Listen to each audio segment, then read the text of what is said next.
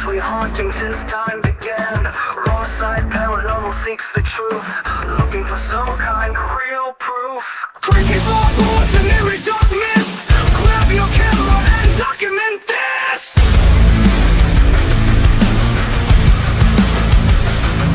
No time to run, no time to hide. We are catching all of this from the raw side.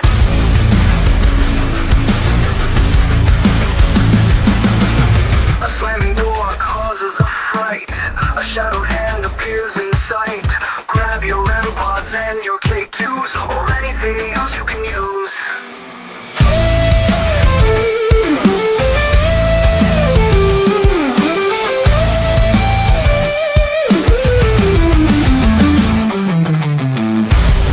No time to run, no time to hide. We are catching all of this on the wrong side. A slamming door causes a fright. A shadowed hand appears in sight. Grab your REM pods and your K2s, or anything else you can use.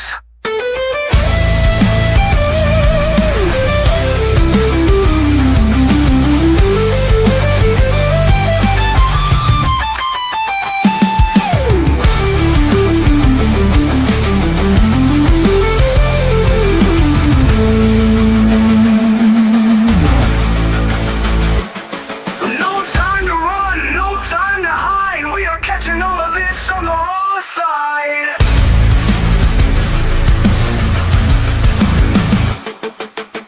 The icy air touches your neck. You feel like screaming, but you stay in check.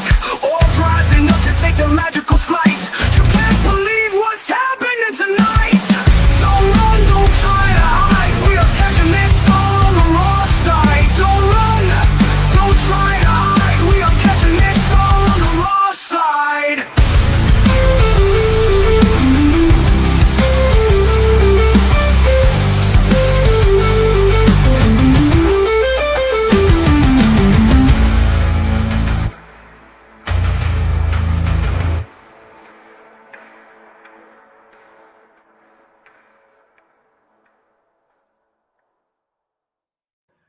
Woohoo! Happy hump day, guys. Happy Wednesday to everybody. How's everybody doing? Welcome, welcome, welcome. I'm excited about the show. Here, let's pop this up on screen so we've got this going on. There it is. Hey, let's say hello to everybody. How's it going, Dragon? Hey, Susan, Miss Raven. Oh, I know. Poor girl, you run on fumes. So, lurk away. Hopefully, maybe we could talk softly and we can maybe lull you into sleep. Maybe that'll help. Glad you guys could join us. A Wednesday must be the day for lives, boy. Holy crap. Everybody's going on. So hopefully, a few of you will come and share some time with us. Hello, Ace. How are you doing? Welcome, welcome. So how are you guys doing? Did you guys have a great Wednesday? Here it was kind of sloppy and wet, and it's still going on. But they said we were going to have some rain for the next few days. So what better way to spend it than with you guys on a live program? I'm excited for our guest tonight, Paranormal Nut Podcast. Those guys are so silly. You're going to really enjoy it. And without further ado, I am going to add his intro. We're going to see if it works. I'm still having a little glitches here and there, so hopefully we don't explode, but let's give it a try. Say demon? Yeah.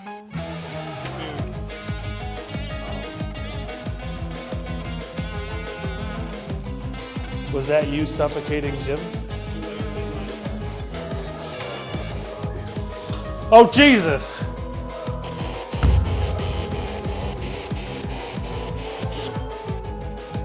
I'm picturing like a bird cage right now.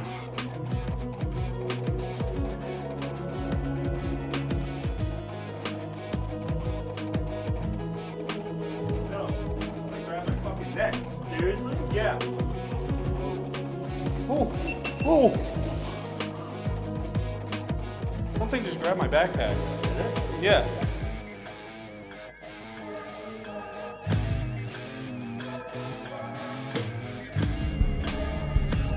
You just moved that ball? Is there anything inhuman down here?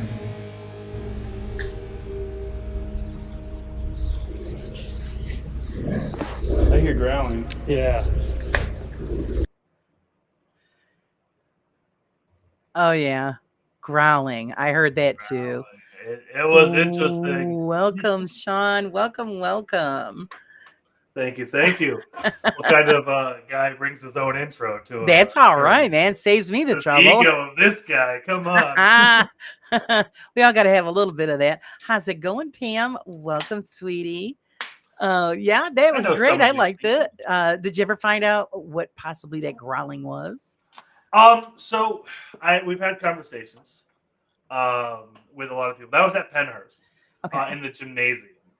So there are a couple of entities in the Devon building. Devon building. One is the Candyman, and then people have seen and heard growling from what they think is like a hellhound or something. And we think that growling was definitely inhuman and probably some form of hellhound or just animal inhuman spirit. Actually, the best thing. Hey, Face the Ace, nice to see you. Always pleasure to see you popping in. I run into half these people on all the other podcasts. We're all one big happy family. Hey, Steph, how's right. it going, sweetie?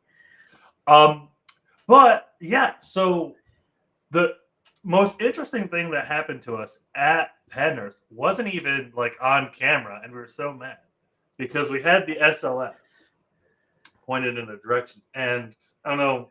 Have you used SLSs or SLXs at all? I've done the SLS and I found it to be a little bit unreliable, so I stopped using it. So the main thing is you can't really record it and save the videos. So like we we set it up and we didn't really know about you can't record things on it and you can't save the file and all that stuff. We watch as like literally a shadow figure of like dust seems to like apparate into like a head, shoulders, and kind of like a disembodied body with no legs, and then just move from left to right. And our cameras, like our chest cameras and stuff, were pointed at the screen. So you see us, we're like, oh my god, that's so crazy, and we're just not thinking to point a camera at the screen, and it's very embarrassing. Caught you off guard. That's what it does. Yeah. So that's pretty cool. Yeah. So what I'm going to do is let you tell everybody who you are and what you do, and tell us about Paranormal Nut. Yeah, I am Sean, co-host of the Paranormal Nut Podcast. Also, just Paranormal Nut in general. Obviously, PNP is the show, is the YouTube channel, but we are a paranormal investigation team. It consists of me and my host, Jim, who unfortunately could not make it tonight because he's a dad and he has to do dad things. He was on dad duty. Yeah. So you're stuck with me. That's it. Night, folks. No. Yeah. Pull the plug. We didn't get the star of the show. Yeah. So I've been a paranormal investigator. I say a decade, but there was a lot of in-between time, so it doesn't really add up to a decade, but a decade sounds nice. So I've been doing it for about a decade. I started when I was like 17. I'm 32 now. One of my friend's mom is a psychic medium, and she would take us to various places and stuff. So I've been in the world of paranormal investigating for a while. If any of you are familiar with a niche show that was exclusively on Facebook for upstate New York called Haunted Upstate, that was me and a couple of my friends. We did that for a while. We highlighted a few cool spots in, upstate New York, Syracuse, and a few just around the area. But then in 2017, I'm going to start a YouTube channel. And that's the birth of Paranormal Nut. I started it. I did a few things here and there. But it was I did like one investigation. I did a bunch of video essays, but ultimately it wasn't like something was missing. It was kind of a one-man show. Check out the nuts. Yeah, we've Just heard them one of all. the nuts. And actually, I'm not even the bigger one, you know. Oh boy. So, and then during COVID, end of COVID, like 2022, going into 2023, Jim gives me a call. He may or may not have been on shrooms. It's not confirmed or denied. And he goes, we should do something, like we should start a podcast. And I go, Jim, well, I mean, I think I've told you this before, but I used to have my YouTube channel. There's a couple of subscribers on there. I think I was at like 50 subscribers, so I was pretty important. And he was like, oh, well, and we kind of get talking, and he's actually had a lot of experiences with the paranormal in his life. And so we sat on the phone for like a couple hours just talking about everything, and then birthed the second iteration of Paranormal Nut, which is Paranormal Nut Podcast. Right. And we've been going strong now since end of 2022 till now, just going around, investigating places, talking about it with everybody on the internet, and just kind of enjoying our time. That's great. The sizes of the nuts. Okay, fair enough. That's the that you are invited to. Now you're saying that you guys are based in upstate New York, correct? I am. You are. Jim. So Jim's actually in PA. So this is. I actually lived in South Jersey and me and Jim used to work together. And that's how we kind of knew each other. But then I moved back upstate because I'm from upstate New York. During COVID, I ended up moving back up. And, so either I'm going down there or he's coming up here. And then recently this summer, he had his beautiful daughter, who I will not blame for anything, but I will blame Jim for having her. And so he's just been preoccupied being a dad. So a lot of the videos are sans Jim right now, but we keep on trucking along. That's all right. Once he gets everything settled and in routine, he'll be back doing his thing. Have you ever done anything in the central New York area? Because that's where I'm from. Erie Mansion, actually, if you are familiar. Also known as the Clyde Ely Mansion, Ely-Clyde Mansion. Actually, no, I haven't heard of that one. In the Finger Lakes in Clyde, New York. Oh, okay. Owned by this real estate mogul. He lives there, though. Mark, he's a good guy. I actually knew him from Haunted Upstate. And then me and Jim recently went there and spent the night with our two other buddies who are part of Paranormal Nut, but not really. They are, but they just don't actually care, so they're really not, kind of. Right. But they love doing all this stuff with us. They just don't want to have the media in their face. So, and they are cameramen, so they like to be on the backside of the camera. Right. So we went there recently. That was this early summer, late spring-ish. I can't remember. Oh, it was right around Easter. Okay. It was the weekend before Easter. So, yeah, that was fun. I love the Erie Mansion. It's a beautiful place, Clyde, New York. He does rent it out as an Airbnb, kind of sometimes. He's not a paranormal enthusiast, but he understands the history and he likes.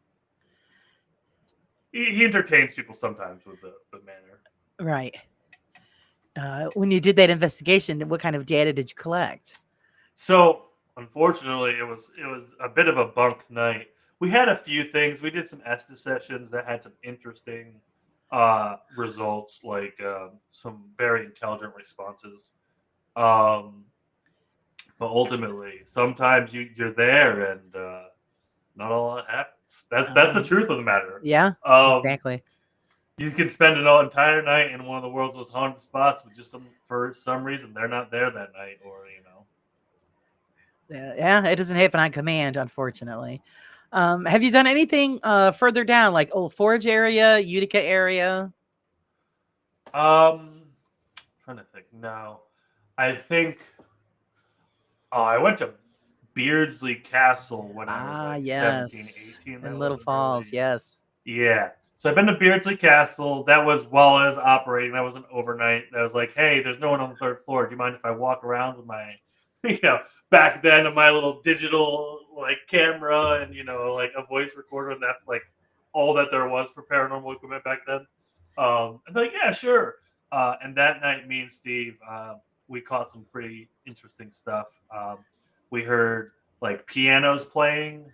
We Yep. heard a disembodied voice say like Travis, if I recall, and a bunch of interesting stuff like that. Yeah. I've been there. It's not too far from me. So yeah, I've been there.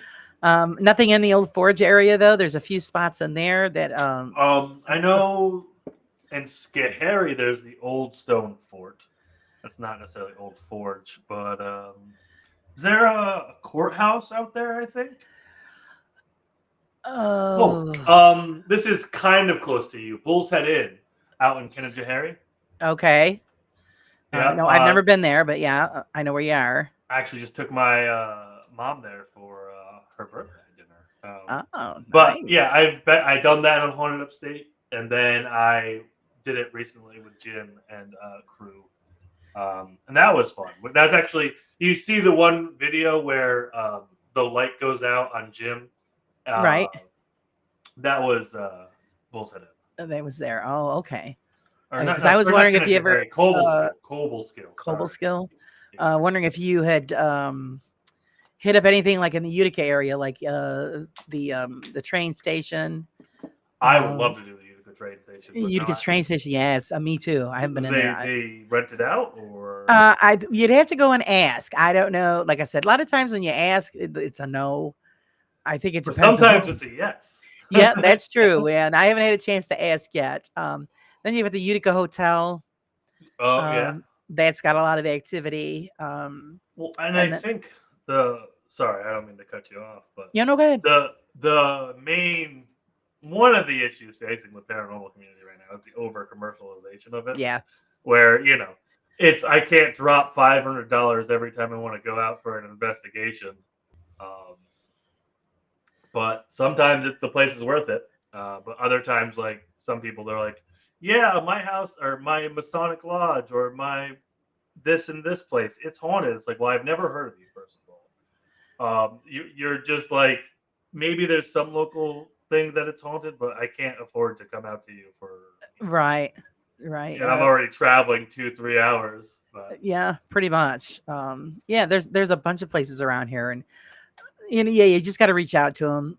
Some of them, like I said, will do tours, but it's at a special time of year, and of course you don't want to do the tour thing because then the contamination is crazy because it's just more than one group. So I've done public investigations, and when I do kind of like those, I don't think of it as an investigation. I think of it more of as a hangout with people who have the same hobbies. You know, we'll ask questions, we'll have devices out, but ultimately we're just hanging out and having fun. Right. Which there's nothing wrong with that. Just you got to know the difference between like a more in-depth investigation, a more hangout session, and then for me, like I kind of sit in between sometimes because I'm also making a stylized video with all these things. Right. So there's so many ways to, Well, I see that like the last one, the last one I looked at, you guys were having a good time. Yeah, and that's Are You Afraid of the Dark Paranormal? That was at Wilson Castle. That's the live stream I think you're referring to, right? We do had it 6 days ago.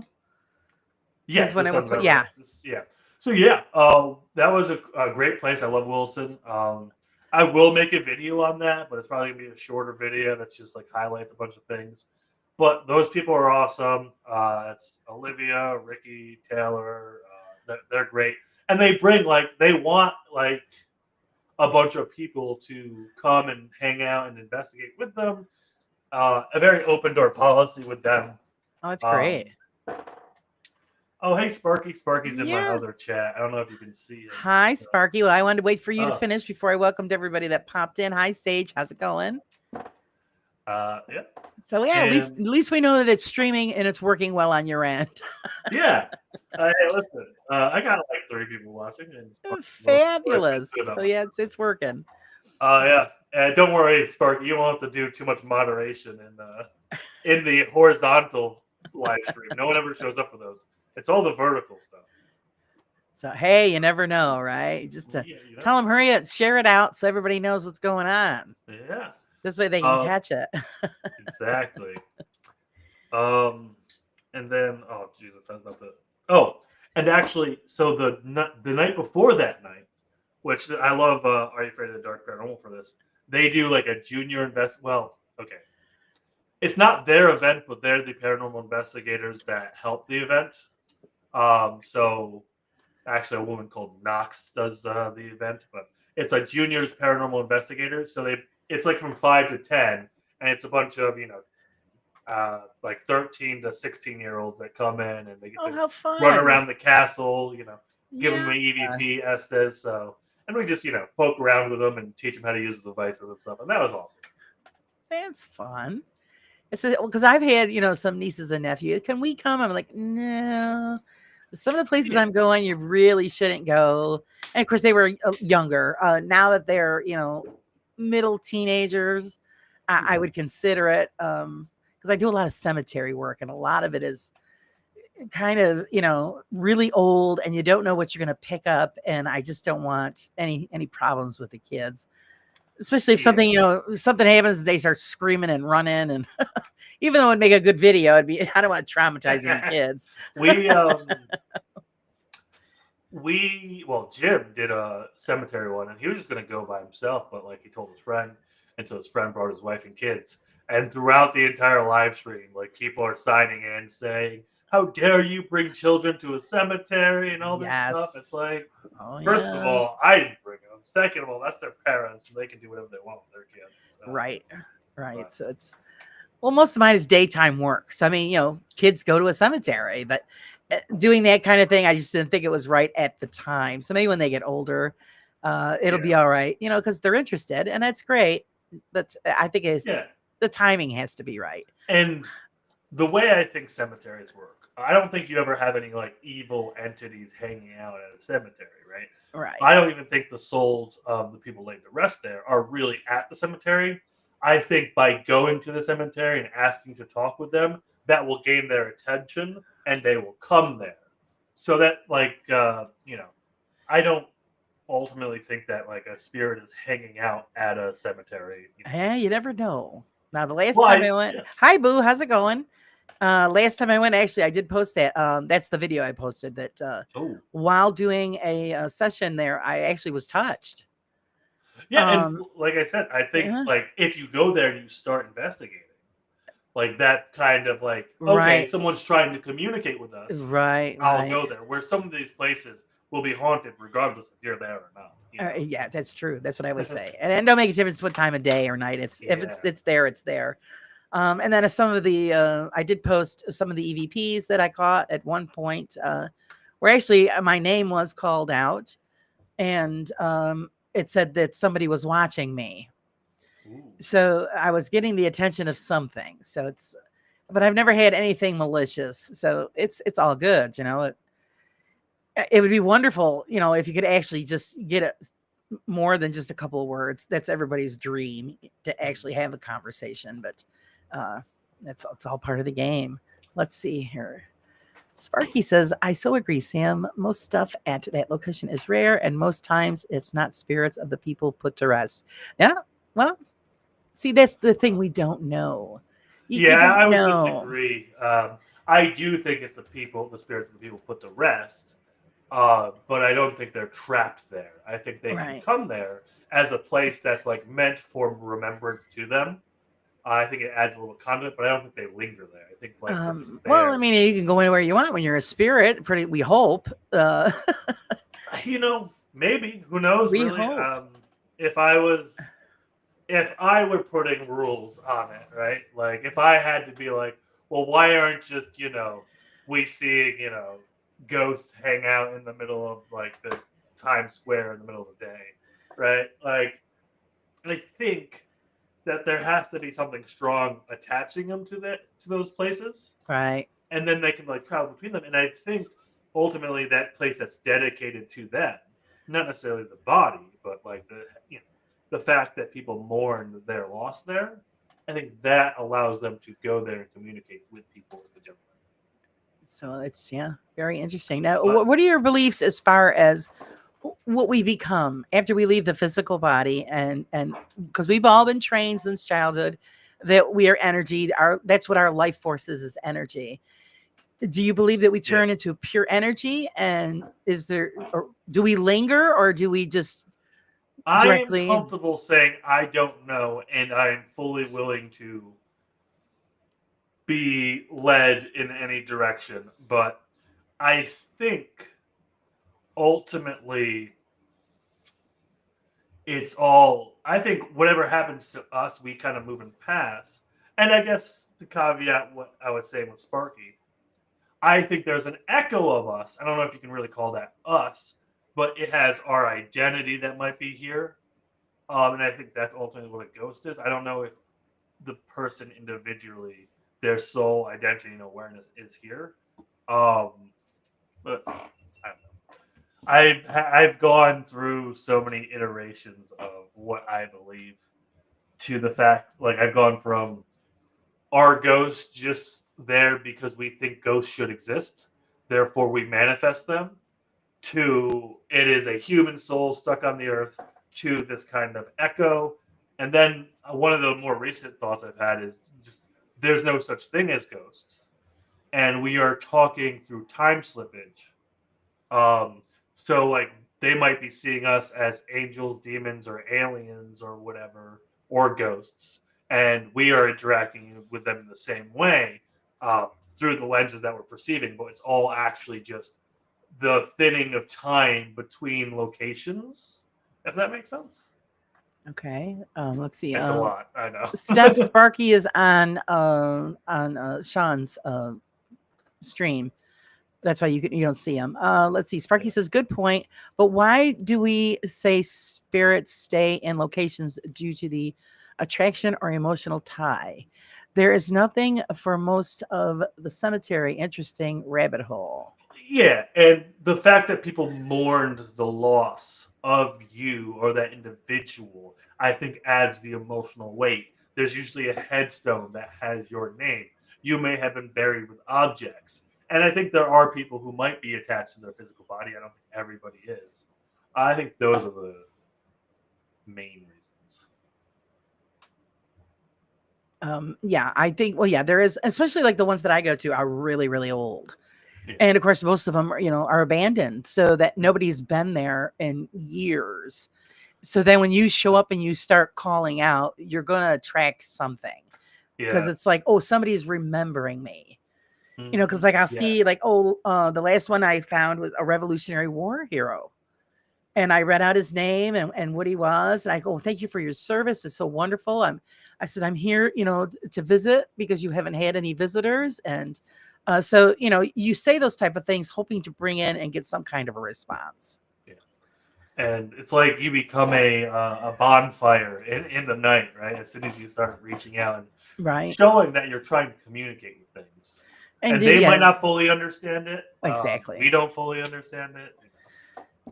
Because figure from the 1800s and like finally somebody showed up. Oh, I'm remembered. It's it's just a way of thinking of it. Let's see. Steph says, Sparky, I think some could just be stubborn and we're not ready to go, especially a woman scorned. I think it is. A lot of them don't realize that they're gone. Yeah. And that's why I go into time slippage theory, right? Because they might not be. Right. They might just be communicating with us in the future, like we are communicating with them in the past. Exactly. Hey, Jimmy, how's it going? Hey, I've gotten face the Ace. He's switched over. Hey, Ace, what the hell? No, I'm kidding. Everyone quick switch to Paranormal Nut now. They were fun. But I think that's part of it. Is that is there a time slip going on? Is there portals appearing that we don't see? Yeah. Because that's the theory with the Bigfoot deal. Don't even get me started on Yeah, we need to Bigfoot. get into that because, not for nothing. I've had friends that have had a Bigfoot experience in the Adirondacks. And I'm thinking, why would Bigfoot be up there? But the experience they had, they couldn't even explain and the girl was face to face with it. Yeah. And she's never been so scared in her life. And I mean, what the hell else was it?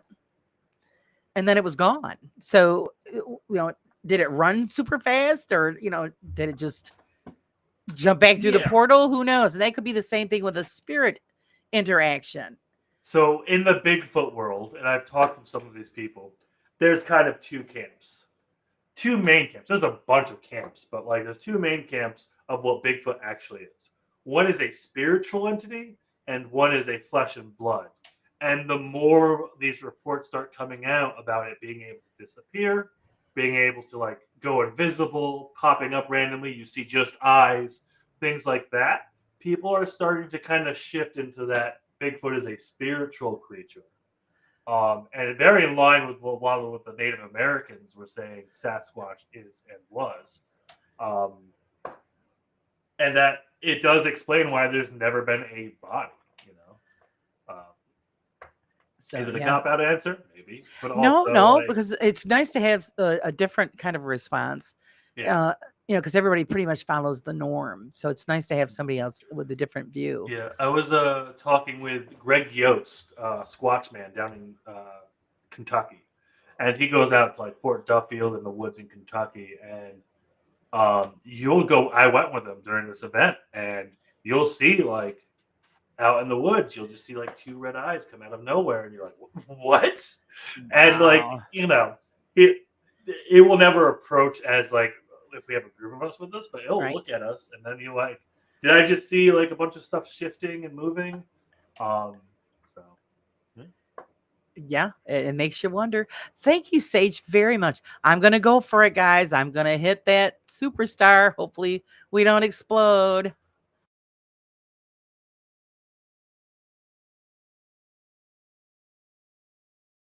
Hey, we're still here. All right. Everyone's jumping over to my chat. See, they're all leaving. They'll watch her video. She needs to watch ours. That's okay. I share. I like to share. But while you're there, like and subscribe. Yeah, hit that like, man. That's the whole reason for the double streaming, so everybody gets a fair chance. Yep. As far as equipment, I know you guys use equipment. And see, I'm old school. I just, pen, paper, digital recorder, camera. Mm-hmm. I do bring in I have the EMF detector, but I don't use that during an investigation. I use it to check for electricity, energy, just to make sure that the house is clear so it doesn't interrupt what we're doing. That's a common misconception.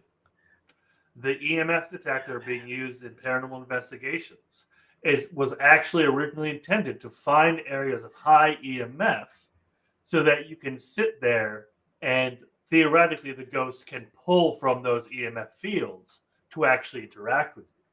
So, well, I haven't had any interactions. So. Wow. But that doesn't mean, like I said, and I don't condemn anybody for using equipment. This is all an experiment. So if you use it, you experiment it, and it's great. If I don't have all that fancy stuff. I just got basic stuff. Still use it. To drop $500 on. Yeah, no, I can't do that. I don't have the big YouTube money yet, but I don't either. I wouldn't do it anyway if I did have it. But the question is because when you're doing the investigation, and if something does pick up, and everybody always debunks it, do you believe that spirits or ghosts or whatever you want to call them leave behind an energy residue? Like ectoplasm? No, not even that. Just kind of like a DNA, electrical DNA trace.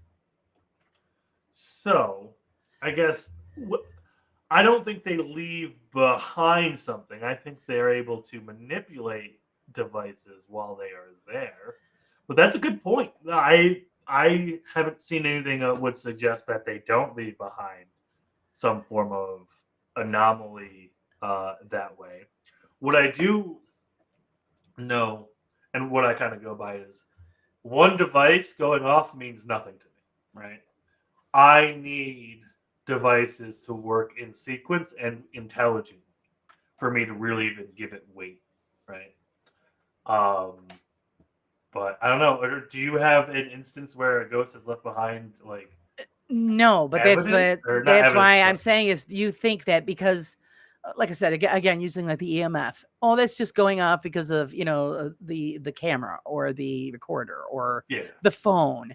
But if you don't have any of that stuff on or with you and you just have the bare bones and that detector or even like the REM pod and it might Yeah. do a blip after you've experienced something, is it picking up a residue, a trace? oh, so okay, I guess I get your question. So the problem is everything we use for ghosts to communicate with us pretty much boil down into like three things: EMF, um, a heat signature, or an IR signature, right? Right. So that's electrical. That's IR is infrared light, and then heat, right?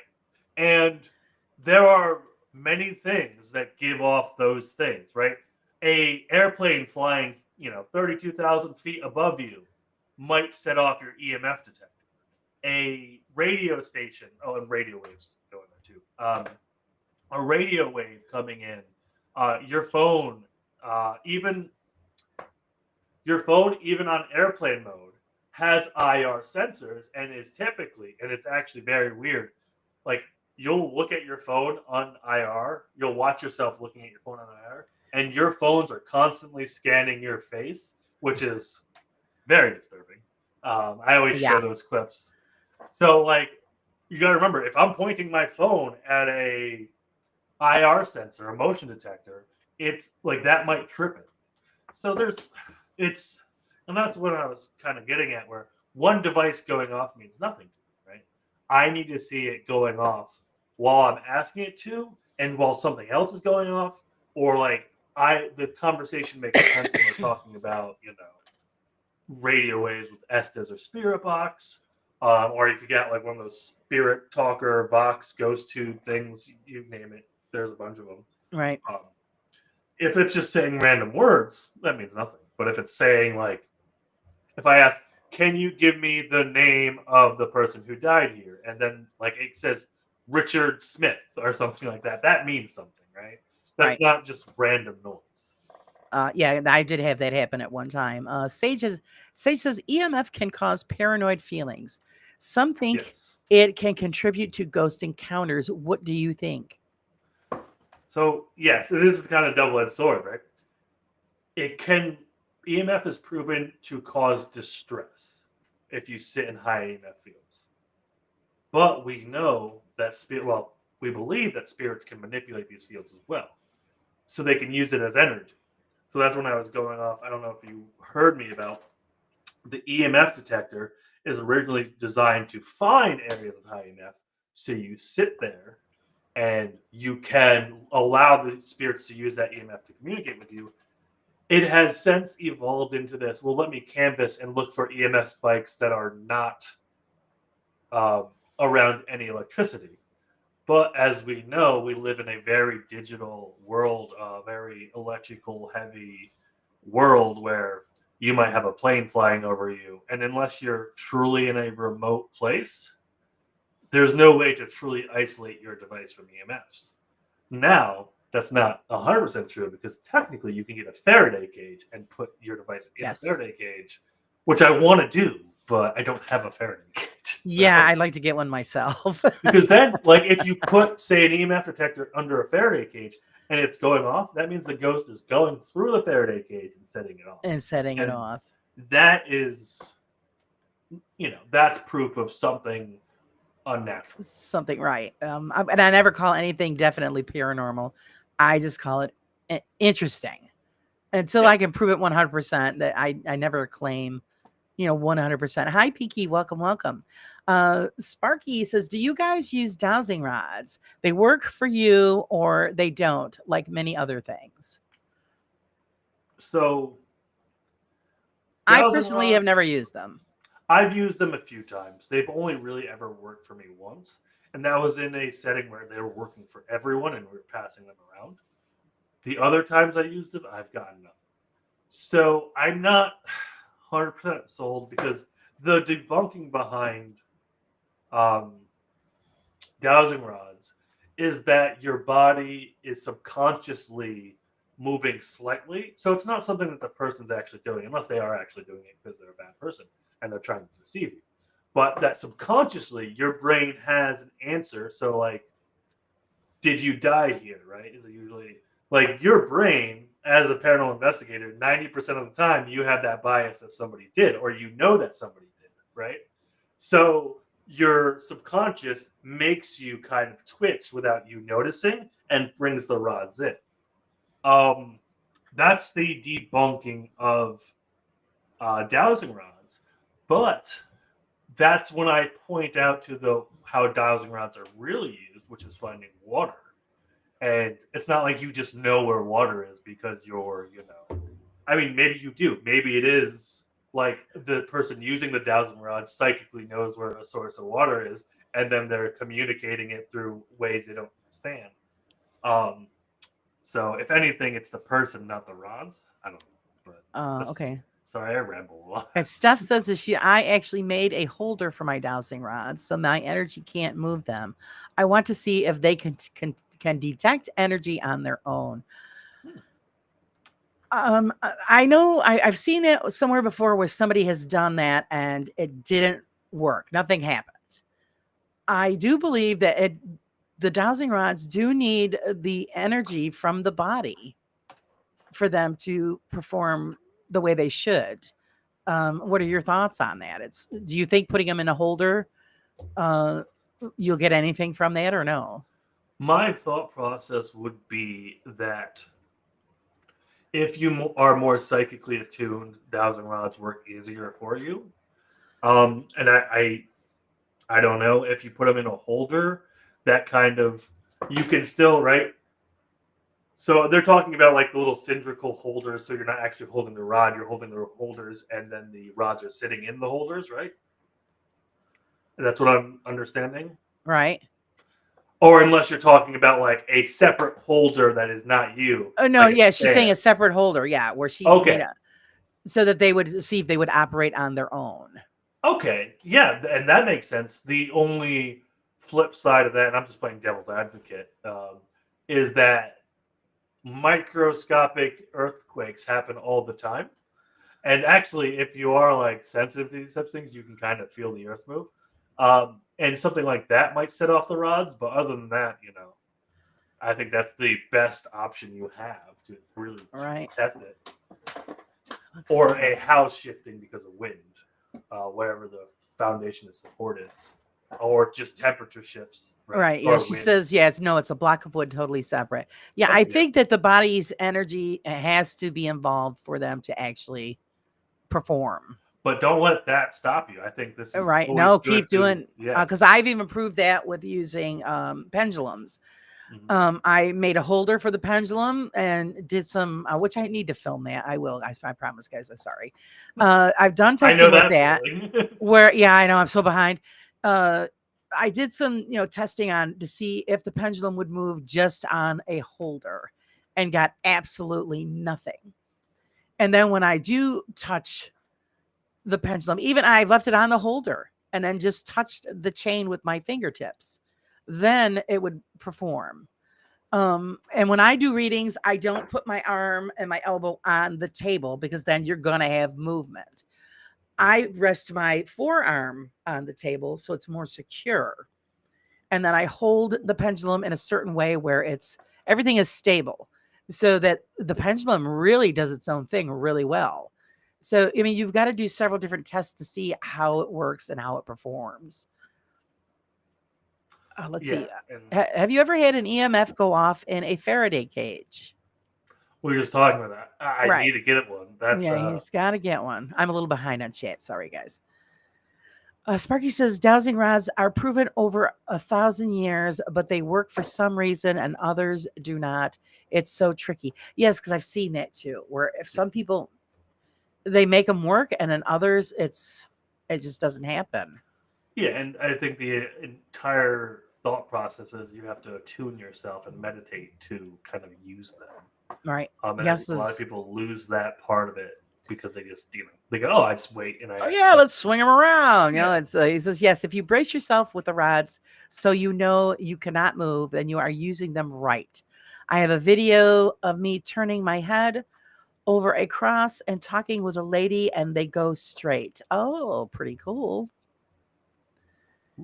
But yeah, you got to make sure, because even though your body has those micro movements, because that's how the Ouija board works. It's the vibrations from the fingertips, the micro movements of the body that makes the planchette move.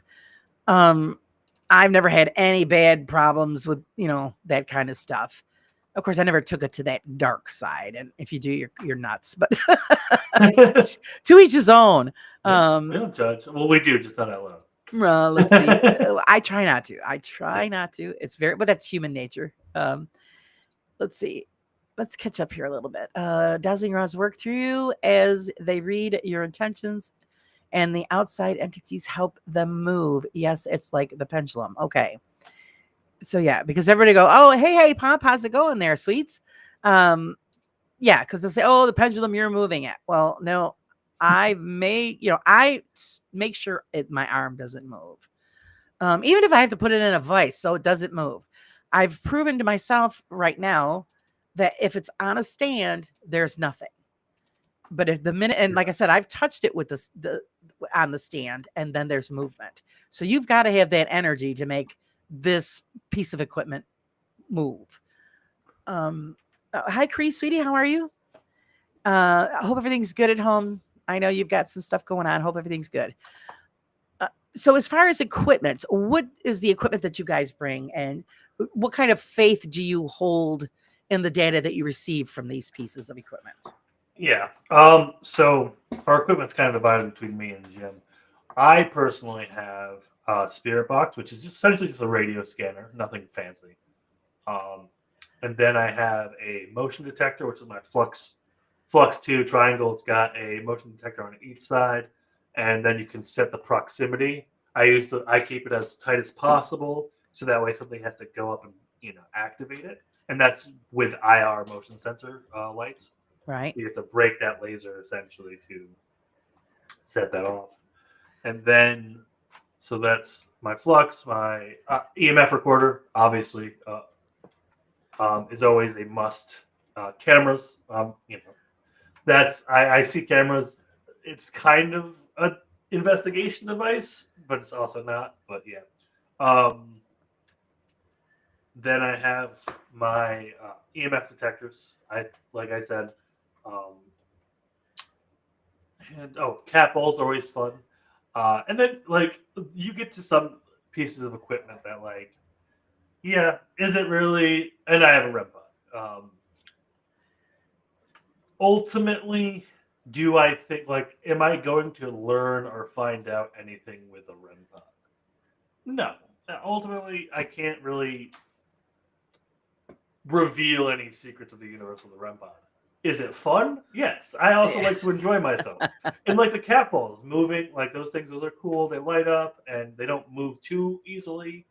But I would say the evidence that or the piece of equipment that I kind of lean heavily on is my spirit box and my EVP, right?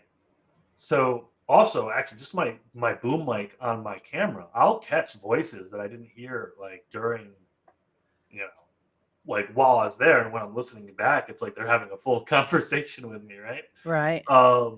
So that's probably I get the most amount of audio evidence, and that's where I think my EVP, my spirit box, and my camera's microphone equipment really is doing the most work for me, and I trust it the most. But when it comes to the little, I kind of call them gadgets or toys. They are. Right. Toys are fun. Yep. They light up. They make noises. Yep. Jim has a Ovilus, which is the word bank. A lot of people have those on their phone, like Necrophonics and Ghostbox, where it has a sound. It doesn't have a word bank, but it has a sound bank. So the spirits put together words with the sounds. Okay. So it's less likely to create a sound or a word specifically, if it's random noise, Right. right? And by random noise, I mean like, somebody going by with their phone, right? That's interfering with the field, sending a signal, which triggers the whatever the code is to go, that signal means this word. It will go, that symbol means this sound.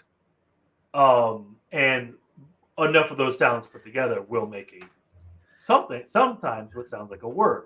Right. So it just adds less randomness to it. But yeah, I'm trying to think if there's anything I'm missing. We have a drone. We use a drone, but that's just for the video stuff.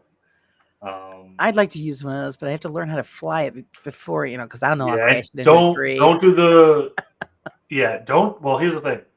I've used like the small cheap drones, and those are horrible. They'll just get like chucked by the wind. So it's like you have to invest over $1,000 if you want a drone that you can actually use. Yeah. But then again, it's like, now do I want to risk the $1,000 by putting it in the air? Right. And then smashing it into something that you'll never see again. So that'd be my luck. So, my son has a cheapo one. I said, well, let me practice with that one first. Yeah. I said, so, it will be a big deal if, it disappears on him. Poor kid.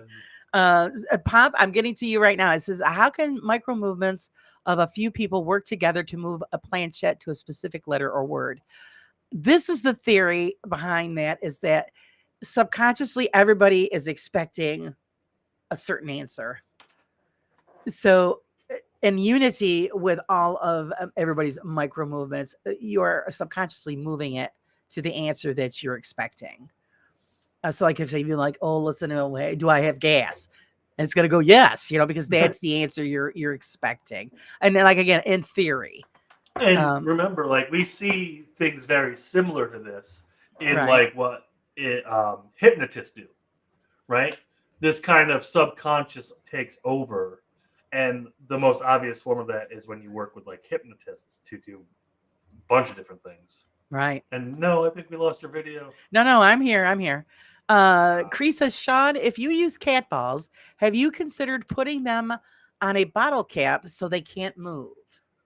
Well, yeah, they I don't have any bottle caps, but I know some people like 3D print stands and stuff. I just make it so like wherever I put them, they're not gonna like roll over because someone steps near it.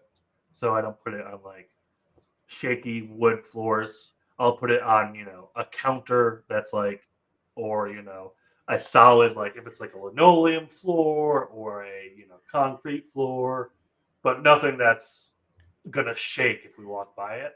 Right. But no, I don't have any stands, but I know a lot of people who do use stands.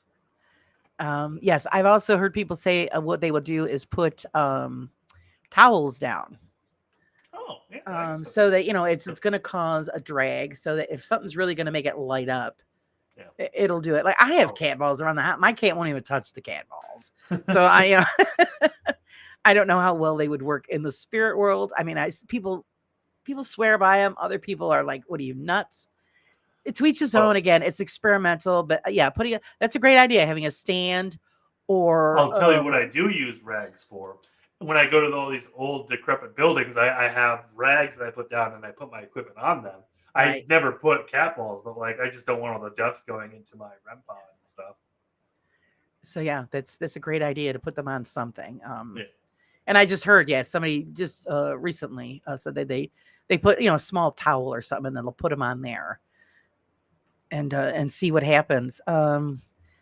See, Steph says, I worked with a hypnosis. I hypnotize easily. Don't really know if that's a good thing now. Yeah, see, I've never had that done. So yeah, so I remember we had, when I was in like high school, their senior dance or whatever. At the end of it, instead of like going out and partying, they wanted to give us an alternative. So we all went back to the school, and they had a hypnotist, and like, so he brings a bunch of volunteers up on stage, and he's doing like mass hypnotizing. And so like he realizes some people are just more in tune with this type of stuff. So like if someone's not hypnotized on stage, they get up, walk down, and then he'll find someone who's actually just like, just out, knocked out, and like under his little spell, and he'll bring them up on stage. And I wish I knew more about it because it's such an interesting art. And hypnotists will fully tell you it's nothing magical that they're doing. It's a very scientific thing that they do. Right. And it's like, at what point is science and magic just the same thing? You know? Yeah, it's true. Yeah, I'd never have it done because I don't want to go around, clucking like a chicken. So it's I mean, you don't have to hypnotize it. You yeah. can do that. You know? Like, Oh, you just got that feeling. What are they going to make me do when I'm under? So yeah, I got to take Yeah. that chance. Yeah, they're talking about if not the cards, it's you and the cards. Yeah, it's well, doing the tarot cards. Actually, and I always taught I do readings too. It's entertainment, guys. Don't base your life on tarot cards, but it's the interpretation of the card. Each person might have a different reading on the same layout that you have down. It's Yeah. and it's again all in good fun. The Yeah, and hypnotist it's one of shows you. those Go things. ahead. And with tarot, it's one of those things where what you get out of it is more like it's what you take from it. That's Right. the Right. Let's see. Okay. Sir Pomp says, if that is the case, planchettes, everybody would have to be on the same side of the planchette. Otherwise, they would be moving in different directions to get the same letters. Surely? No, because No. you all know where the letter is, and I don't work with Ouija boards. So it's not a personal thing. I have. Oh, I haven't used one in Yeah. years. But if you're all sitting on different sides of the board, you're all trying to make it to yes. You're not all thinking push left. You're all thinking push towards yes. Yes. Yeah. As long as you are all in kind of consensus and have a bias that's innate, that will make you go in the same direction. Now, if they just, you leave it there and it moves on its own, then you got something going on. Yeah. And I'm not meaning like little inch to anything. I mean, really just moving. Yeah. Then it's time to get rid of the board. No, it's never the board. I know people who make Ouija boards, and it's not the board. It's your intentions, right? Yeah. If you're letting things know, like, hey, we're trying to reach out, things are going to reach back. And you just have to know how to kind of set your boundaries. And if you don't know how to that, like, you don't have to close out the session. Like, you don't have to say, like, as long as you let the entities know you're done, like, go back to where you come from kind of deal.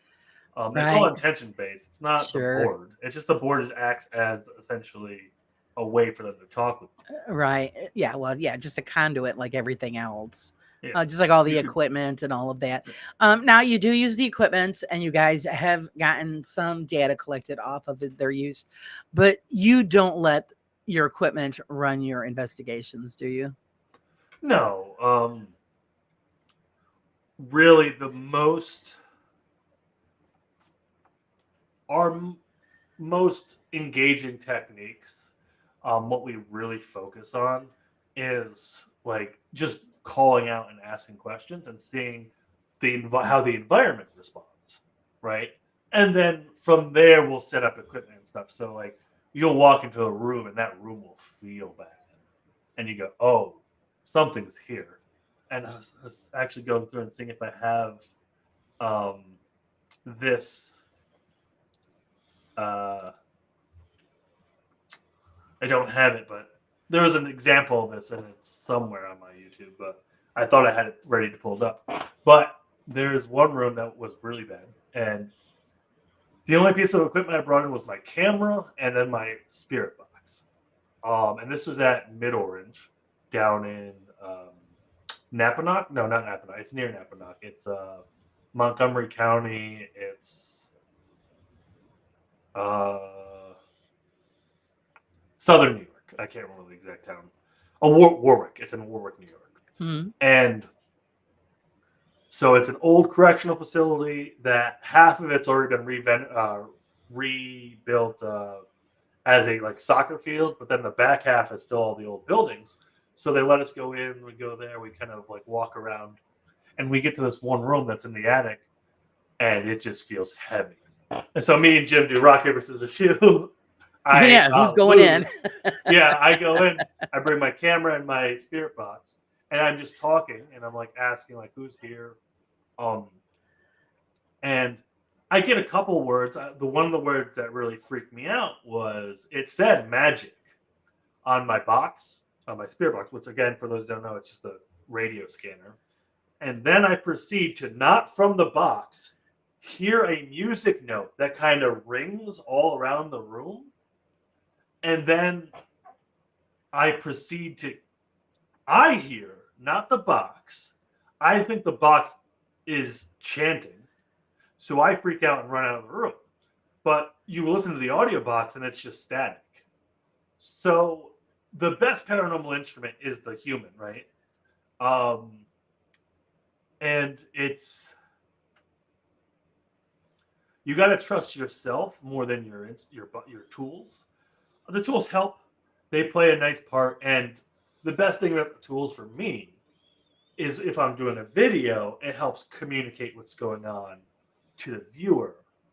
So it's an intermediate for the viewer to see what's going on. Most of the time, I'm feeling and experiencing a lot of stuff, and that's how most of the paranormal investigations go. Now, if it's a dud night and like I'm not feeling anything, I'm leaning into the devices to give me something, but I don't give that a 10 out of 10, 800 credit score. But Right. So yeah, that's great. No, I do tell everybody that too, is don't let your equipment run the show. yeah, Like I said, it's for the bells and the whistles, and you might get something and you might not, but always trust, yourself, your gut feeling. Because you do, like you said, when you walk into a room or a location and you feel that heaviness, is like, oh yeah, there is definitely a difference. And so people that have never done this before, you could tell the difference from walking into a space that's, it's full of light and air. Even if it's nighttime, it's very light and airy and clean feeling. But then when you go into something that is something there, that you feel that heaviness and that oppression, and you're definitely affected by it. As far as investigations, what was the, I want to say, scariest place that you've ever been to? And will you go again? I will go again. And I think, so there's two ways to look at this. What was in the moment most scared I've been? And then there is which place has, throughout the investigation, the more oppressive aura. And I think the most scared I've been, and I have the clip, and it's the one that's where I am sitting in a room and I go, Jesus, and that was at the Shanley down in New York. And literally, I'm sitting there with one of my fellow investigators, and the door knob just gets like slammed, like someone's trying to bust into the room. And I am terrified. I run out, and like no one's on that floor at all. We go down to the basement where everyone else is. Like, no one's up there. So that was the single moment that I was the most scared.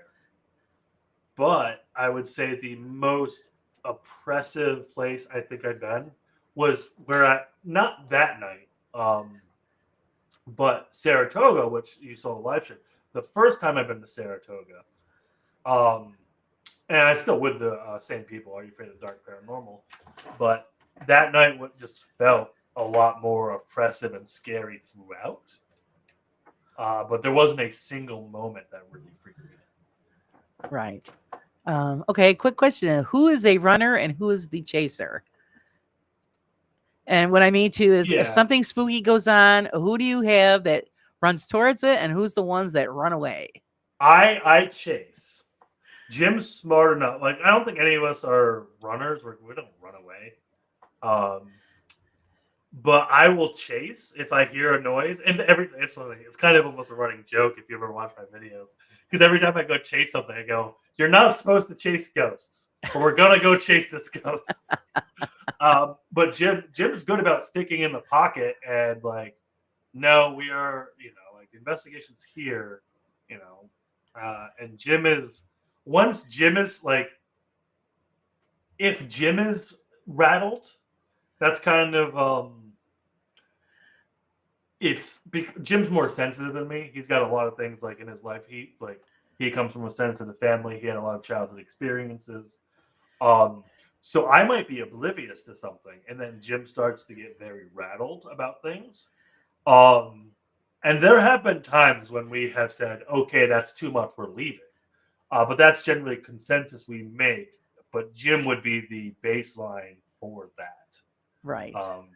But yeah, I mean, I've run it, like I said, with the music note and the chanting.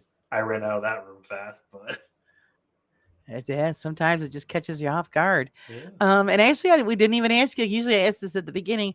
What made you get into the paranormal? What was your personal experience, I mean, if any? I don't have a personal experience. Wow. Well, I've had experiences now, but there was never Right. one single thing that was like, oh, I gotta go. I've always loved aliens. I've always loved ghosts. I've always loved cryptids. But I think one of the main factors that got me really into it was my friend's mom, psychic medium Katie Manning, a local psychic medium. She's pretty popular in the New York area. She does some things, I don't know as far out as Utica or anything, but she's been out like that way. She's done like graveyard farms. She's done open events and stuff here and there. But anyway, she invited us because she knew we were kind of into this stuff, but she really invited us for the first time to do a seance with somebody at their house whose roommate recently passed. And we set up like 3 digital recorders, an EVP, and we're all sitting in a circle. We're doing the, if there's anyone here, can you give us a sign? And within probably 5-10 seconds after that, each camera that was set up at a different time, like chronologically, like within, probably within a couple of minutes of each other, but definitely like not at the same time. Every single camera just turns off, and then the light kills, and it's like, oh, Okay. that was probably my first real paranormal experience. So, and back those days, if the camera died, you didn't get your recording. So Yeah, that was it. So, So, yeah, Saratoga, like the horse races. Yeah. I live 20 minutes south of the track. But actually, the Saratoga homestead, it's in the county, but it's out there. It's like 45 minutes away from me. Okay, here we got. Pop says, regards EMF meters. The majority of people respect Kieran O'Keefe, don't they? I'm sure when he was with Most Haunted, he showed the electrical wiring barely made a difference to the flow on an EMF meter. That can be true. It depends on what the wire is. And, like if it's just a single house wire for one light, sure. And if the power's off, then yeah, sure. But if you have a 220 line that's going to your, like your boiler or something, then that's going to be a lot more EMF. If you get into electrical theory, you can kind of know which things are going to be a higher EMF, create higher electrical fields, but it's less the wires and it's typically the equipment. But Right. higher voltage wires will have an EMF field for sure. All right, Steph's got a big question. She says, Sean, big question. Sweet or salty nuts? Peanuts. Next question. Peanuts. No. Yeah. No. I mean, I love a good salty nut. I love a good. I don't. What do you a Macintosh or not Macintosh? Macadamia. Macadamia. Is that a sweet nut? I don't know. It's It's kind of like that. It's that little one. Is like that little ball type nut, yeah. and it has like a sweeter flavor to it. Yeah, I'd call that sweet. I'm a cashew girl. Our logo is an acorn, so I gotta whatever an acorn is. I don't know. I don't think you're supposed to eat those. Let's see here. Sage says, "Pump wiring can vary greatly. Older shielding wiring can be very high. Newer, not so much. Yeah, like you've got the old rag wiring. That's just nothing. Yeah, you're gonna pick all of that up. Today, the shielding they have on wiring is great. And yeah, Sir Pump, I have I don't use I have a cheap ghost hunting meter, but I use actual EMF detectors. Because he says, I think, however, he uses a proper electrician's EMF meter as opposed to a ghost hunter. Yeah, if you're going to use one and you're serious about it using, get the proper one.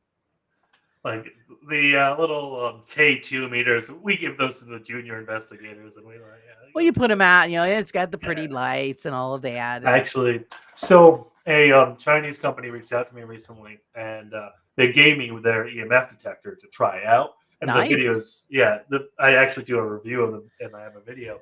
But in the review, I'm sitting here at my desk, and I'm like, "Are you tired of using toys?" And I'm just like dissing on the K2. I throw it behind me, and you can't really see this, but the plan was for it to land on that dog bed. If you can Right. my dog hangs out up here when I'm not live on the show, and I completely botch it and it just lands on the ground. But hey, it still works. So. Oh, there you go. So it's durable. Yeah. If you're going to use this stuff and you really want to get proper readings, get a real one. But everybody runs the $20 jobber, and they're like, "Hey, we'll use this. It'll be good. It's made for ghost hunting." No. Even now, people are complaining to get the cat balls. You can get like 500 of them for $2. Now it's like $20 you get for 2. I mean, because they know that you're using a them. hobbyist thing. Yeah, you can find people who make them cheap though if you do. So you hit up Amazon. Well, you get 2 for a couple of dollars if you really want to try them out. Yeah, Sparky, I didn't miss this, but thanks. I do generally trust my gut and feelings,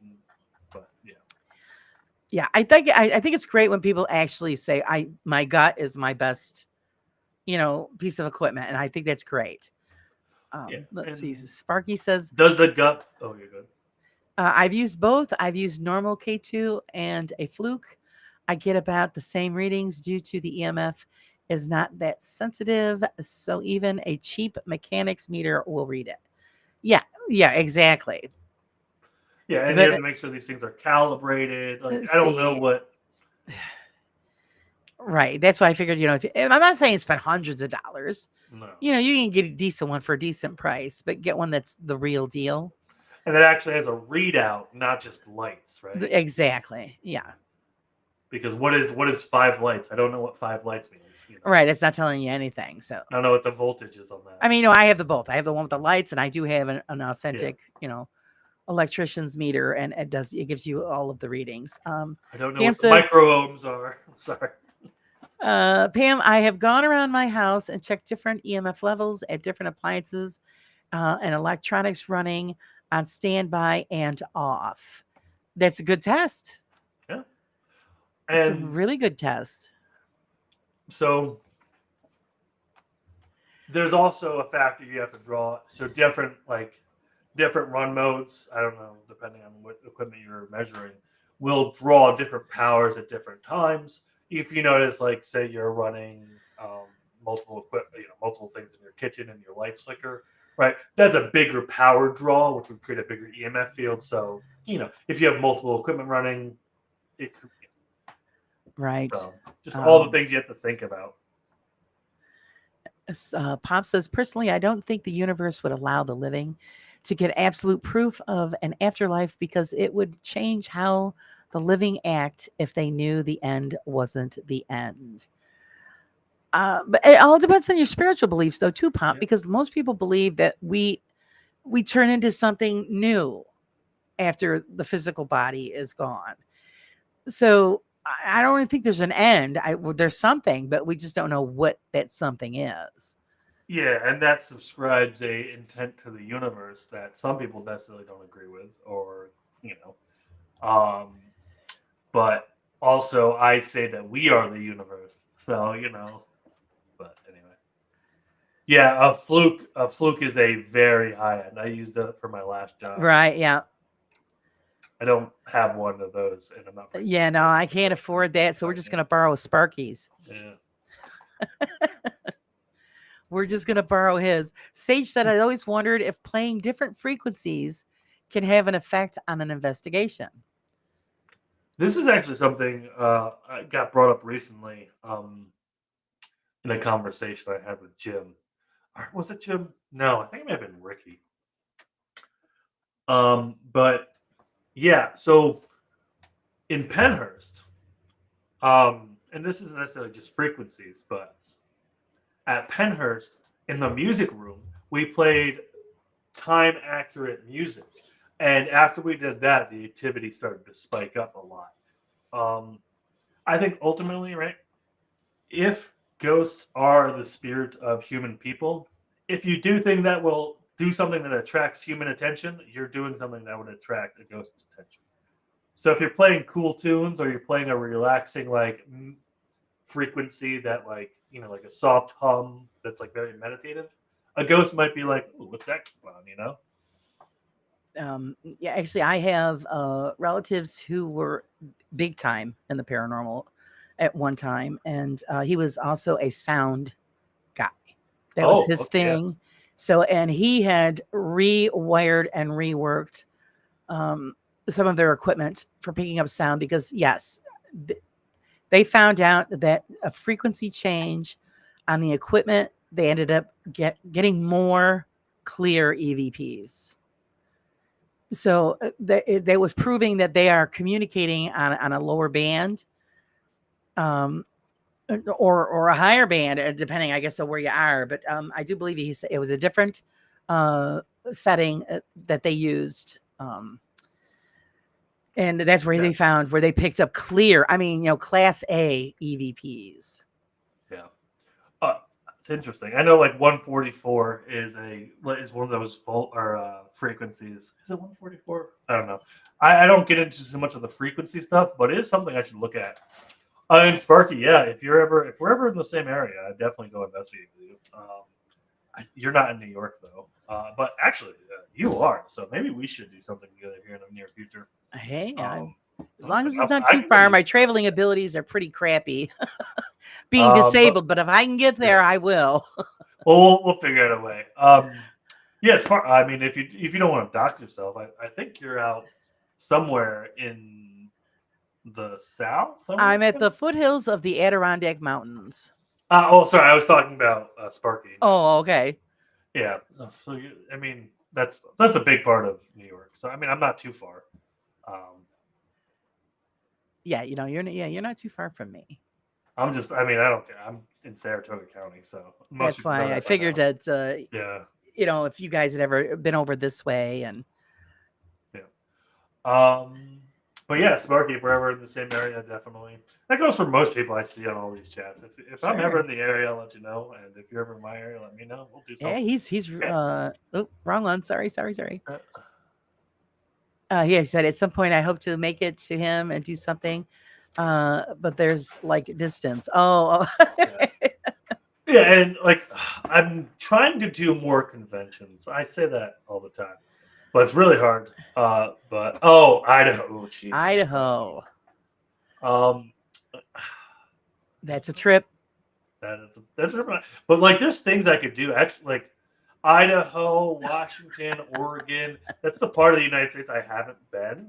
Like, I've been pretty much everywhere else, and so I had been trying to get out there just to like go on a trip out there. So right. Well, come on, Steph. It's my show. It is all about me. No, it's all about my guest and you lovely people in the chat. I don't count. Yeah, Idaho. I've never been to Idaho. So yeah, that's a trip. So, but that's great that, you're open to have, somebody come and join up with you and do. Now, if people do come, like say, okay, Sparky shows up, where would be the first place that you would take him? If Sparky showed up here, it would probably be, so I got a couple of local spots that are easy to kind of get into for me. Like Powers Pub or like Bull's Head Inn. These are the owners that I talk with. Fort William Henry. Some of those, they're pretty easy hunts. They're very comfortable, But also, if we want something a bit more, do I get extra room? Yeah, of course, always. But we'll, I can go down south to the Shanley or Mid Orange. It's whatever, it's whatever is available at the time, right? If you show up in October without any plans, I might not be able to squeeze you in, but right. Like Saratoga's Homestead, that one's harder to get in. because you have to go through Haunted Nights. You have to go through like Steve and them, and because the owner doesn't, he pretty much delegates all that to them and doesn't touch it at all. And Steve being, a relatively popular, YouTuber, Right. he doesn't really, unless you have his personal number, which I do, but it's hard to get a hold of him. So, what is? I would have to say, what is the best EVP that you guys have captured? Ooh, so many good ones. Let's see if I have anything in my evidence folder I can share right now. The growl was pretty impressive. Yeah, there was. Let's see. Going through my evidence. The thing is, I only recently started putting together my evidence folder because I'm like, I have all my stuff in my videos, but I'm not pulling it out so I can access it. And Right. that's what I've been trying to do recently. We had one at, and this was on the Spirit Box. So I Spirit Boxes, it's hard to call it an EVP, but we were plain as day. Let's see, that's the middle orange one. No, it's not on there. But we got a Prisoner Michaels, as clear as day. And I'm like, that's amazing. It sounded like someone was asking for Prisoner Michaels in a very, guard kind of role, like Prisoner Michaels. And I'm like, Oh, pretty cool. I've had plenty of the helps, plenty of the get outs, plenty of the, okay, let's see if I can, here. I'll share this one, and this is an exclusive. This video is not even out yet, so we're getting some. Woohoo! We're getting a sneak peek. Yeah, sneak peek for the peeps. Let me actually share it here. So this is at Fort William Henry, and it's not the best, but you might need headphones. So let me know if it's hard to hear for the rest of you. Let's see, Fort Henry.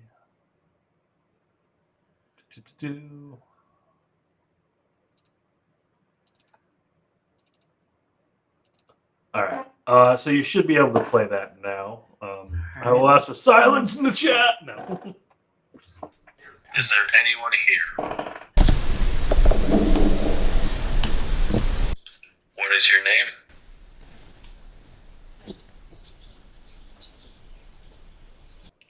Were you a soldier here?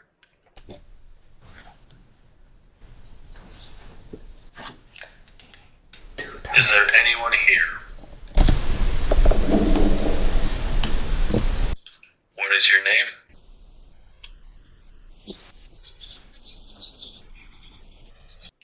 Were you a soldier here?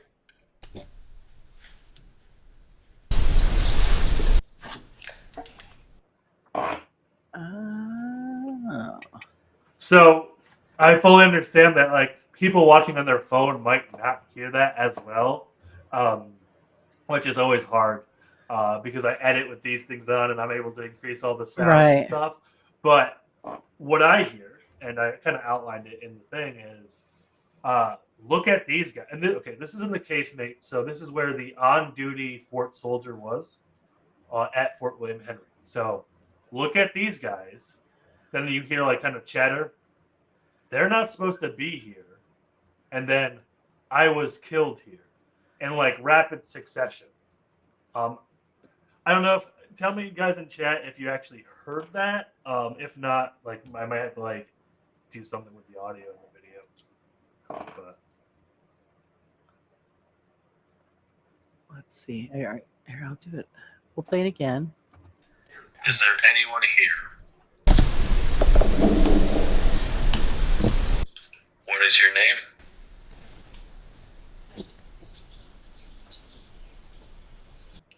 Were you a soldier here?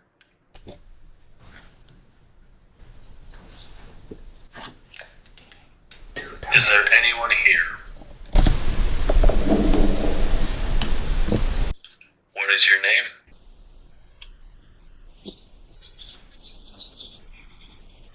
Oh yeah, very faint.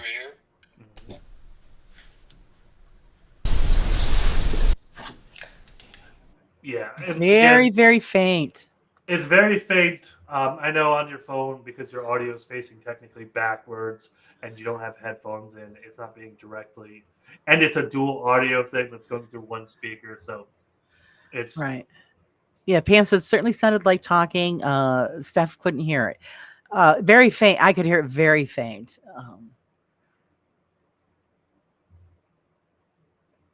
But yeah, definitely something there. Pretty cool. Yes. so Anyway, yeah. I great. mean, that's probably not the most clear one I've ever had, but I thought it was nice to kind of give you guys a preview. Of what's Right. coming Thank up. you for the preview. Hey. Hi, Friday. How's it going? There's Booberry. Boo says, sorry, Boo. Oh yeah, She heard it. Okay, that's good. So in the beginning, you hear my cameraman. He does say something. That's not Right. it. But then afterwards, you'll see the treated audio pop up because I'm boosting all the audio levels so you can hear it. But let's see. All right. Friday wants to know what software did you use to filter these? So I just used the audio options in DaVinci Resolve. So I pretty much boosted it to the highest decimal level that they really allow me. And then I'm not sure if I did it on this one. No, I don't think I did it on this one. There's another tool I use that helps me shape audio, but I try not to use that too much because that can distort things. But yeah, just DaVinci Resolve, which is my editing program. So I'm not an Right. audio guy. If it Yeah. wasn't Oh, for- Friday is our electronics and software specialist. If you have any electronic questions, you always go to Friday. Oh, Friday, I need to trust me. I'm always looking for people to help me out with all this. There you go. So there you go. Hook you up with Friday because he knows his stuff. Yeah. So he might might recommend something for you to help you clear it up. I know there's something that he runs it through because I've sent EVPs to Friday. Yeah. Well, and that's the biggest thing. I try not to do too much to it because then, how much are you technically like Altering. You're thinking you're corrupting? altering it. Yeah. Yeah. But I mean, if you know what you're doing with sound, I know, people know what they're doing. So Yeah, he's you're talking about the DaVinci Friday. I say it has a good audio editor. Yeah. yeah. So yeah, I know. Poor Friday. Well, go, hey Friday, what do you think of this? And same thing, like you said, with like the EMF detectors and wiring and actually frequencies is a good questions to throw at Friday because he understands all of that. Ooh. And the best part is he's self-taught. So he's got it going on. Yeah, let's go enjoy some nuts, guys. Thank you so much. Nuts. Go enjoy the nuts. Yes, guys, please get those questions out there. Yeah, and Now, I you can guys, try- go ahead. No, I was just gonna say I can try to dig up more EVPs, but they're all in my file. I have to go through them all. But Now, when you guys usually do your investigations, do you normally just stick to your group or do you team up with other groups? we're always teaming up. So I try to shoot for like having somewhere between 4 to 5 people at the investigation. Now that can include the guide. And this is not a written law, but so if I have my 2 camera guys showing up, Matt's kind of like specifically Jim's camera guy if Jim's doing stuff down south without me. Steve usually lives up here, but right now for the summer he was in California doing camera stuff. Right. And Steve's one of my friends growing up too, so it's not like I'm hiring a professional camera guy. He is professional, but he's my friend who likes this stuff too. But so if we all show up, that's 4 of us. So I don't try to overload it with too many other people. But say it's just me and Steve or just me and Jim, I might try to shoot for getting another team of 2 or 3 in there just to kind of fill out the roster. But it's I'm always just looking I don't really. A lot of people try to split costs, and I usually book a place, and I just like call it whoever I can to come investigate. Right. All right. Friday was asking how long have you been doing investigations? So I say a decade. There was probably a few years within there, and technically it's longer than a decade because I was 17 and I'm 32. But there was a section in there where I wasn't doing any investigations. And do you really count a 17-year-old kid running out of house with no idea what he's doing? We all got to start somewhere. But we really picked back up around 2017, kind of fell off the wagon, got back on it in 2022. So if I was I probably have 5 years of actual investigation over the course of 12. Right. I see here. Pam says, she goes, I had to run a recording through a sound controller on my laptop that could slow things down, speed them up, isolate stuff, and so on. It just seemed to alter it too much. Yeah, and that's unless you know what you're doing. I just generally jack up the volume as much as possible without blowing people's ears out and say, hey, we have been to Gettysburg, Steph. That's Jim kind of lives like an hour and a half away from Gettysburg. My husband and I were just talking about that last night. Yeah. Our first investigation as Paranormal Nut Podcast, that's me and Jim coming back together, Jim joining the team, was at Sachs Bridge, Sachs Covered Bridge down to Gettysburg. It was the point of the, it was like the rallying point for the South to go to and then retreat. Mm-hmm. And the story goes that 3 people were traitors or deserters that were hung there. And people have seen like apparitions of Civil War soldiers there. Actually, one of our super fans, Mama Maurer, we kind of met her that night, and she took some photos. I don't think I have the photo on me, but there's like 2 ghosts just plain in view in the photo she took. If I could find that, I'll snag that and show you. But yeah, and then we went to the haunted orphanage the next night.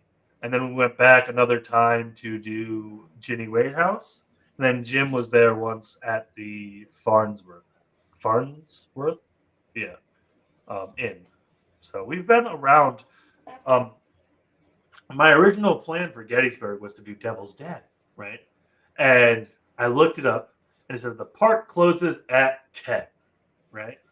I'm like, that's fine. We'll get there at 7. It'll kind of get dark. And actually, everything was planned out, so we were going to get there around 7 anyway because we had to travel. So it's like, get at the park at 7, get up on Devil's Den, set up, and just see what happens. And we get 3 hours of investigating. We show up at 7, start putting on all our gear, and the park rangers come up like, park's closed. I go, but the website said it's at 10. The park closes at 10. They're like, nope, it's sundown. And I go, well, your website says 10, and I planned this trip to be here towards 10, and I came several hours to be here till 10. I'm like, oh, too bad. I'm like, that is, I was fuming. Luckily, we knew a bit about the area, and we did some Googling. Like, okay, Sachs Covered Bridge is technically open to the public. Anyone can go there at any point in time. You just have to deal with the fact that everybody goes there all the time. Right, right. So, we got like probably a 30-minute window when no one else was there. But it wasn't super packed, so like we did kind of move around, so not too many people were there. And we did, there was a bunch of people there that we did hang out with for a little bit that were just there. Right. So yeah, it wasn't total bust. That's great. Sparky wants to know, not the scariest, but the most interesting situation that you have ever been in. I would kind of circle back. This is one of them, the first one that comes to mind because we were talking about it. Is Mid-Orange in upstairs where that room just felt so heavy that, I did a solo up there while there. Oh, and I didn't even tell you the half of the story. So, and this is the weird part. I'm upstairs in that room doing the solo. And I hear the music notes, I hear the chanting, and I hear magic on the thing, and I freak out and I run out. But 15 minutes before that, they're all downstairs sitting by the stairs waiting for me to come down. And it's a long building, so it's probably, 50 feet back. And I'm like, 20, 30 feet up. Or, well, no, probably 15 feet up, right? Second floor. and Jim, Bill Bryan, and Steve Kometz sitting there, and Matt was there too. They hear me start talking and coming towards them. And so like they're like, okay, Sean's leaving early. What's going on? And so they peek their heads up and I don't come out. And like I have it on the camera, I stay where I'm at. So they think it might have been like a mimic that was like mimicking me to like try to get them up there too. But yeah, it was just such a weird dynamic. They're experiencing that. I'm experiencing all the things I'm seeing. And that room just felt so oppressive. What was the history of that place? It was originally a correctional facility for young boys, and then eventually turned into a actual correctional facility or prison. Okay. And then it closed down in. It was opened in like the 70s, closed down in the early 2000s. And that's great because then you get a bunch of modern ghosts who know actually how to use it. Right. They know what you're talking about. When I say antenna, they know what I'm talking about. Right. Steph wants to know, have you ever, let's see, she goes, I've stayed at the Farnsworth and been petted there. Ah. And then I've heard that's a thing at the Farnsworth. I haven't been to the Farnsworth, though. And she says she finagled her way to stay till 11:30 there. A little around the top and Devil's Den in July. I was there. Oh, so she got her way through there. I will neither confirm or deny that I approve of that message. No, yeah. It closes at sunset, but they're all like public access roads, or you can park on the side. But exactly, I don't trespass. As somebody who does this on YouTube, that's my first rule: never trespass. But I'm not a cop. I'm just a YouTuber. So yeah, exactly. That's the thing here. A lot of stuff closes down at dusk. Yeah. But there's a lot of things like we have, the Oriskany Battlefield. And I want to go back there and do some filming at night. And I mean, you've heard of the Oriskany Battlefield. Yeah. So I told my husband, I said, well, if we're on the side of the road, we're not in the park technically. We're on the side of the road. Yeah. So what are they going to do about it except complain that we're parked there and I'm filming a field? Yeah. And that's the thing, right? And it's really if somebody calls and says you're being a nuisance. Right. But like Saratoga Battlefield, right? I mean, yeah, they can't block it off. There's places that you can just park next to and walk into the battlefield. But I've done, well, no, we never actually made the video because we just couldn't get what we wanted. But I've done the hunt upstate there. But that's one I wanted to go investigate just during the day one of these times. Bring some gear, set up somewhere, just see what happens. But they also have there is rules about filming, but you can get away with it as long as it's not for commercial use, and as long as you're not a YouTuber who's making money off the video, you technically aren't doing it for commercial use. So, right, I pretty much say, well, I'm a historian and I'm gathering information. Yeah, that's all. Sparky, thanks for joining us. We really appreciate it. We'll all be over to borrow your equipment at some point. So yeah, thanks for the sub, Sparky. Raid on Sparky's house. Yeah. Thank you for subbing. Now we will steal from you. So there you go. Hello. Hi, Leanne. How are you? Are you sane in here? Just checking. So far, we're saying so far you came from insanity, because I know there's a couple other shows rolling at the same time. So everybody's been trickling in. Everybody picked my Wednesday. How dare they? Shame for shame. Right. I did. I think I was gonna release one of my next videos next Wednesday at 8, but I think I pushed it out to like 9:30.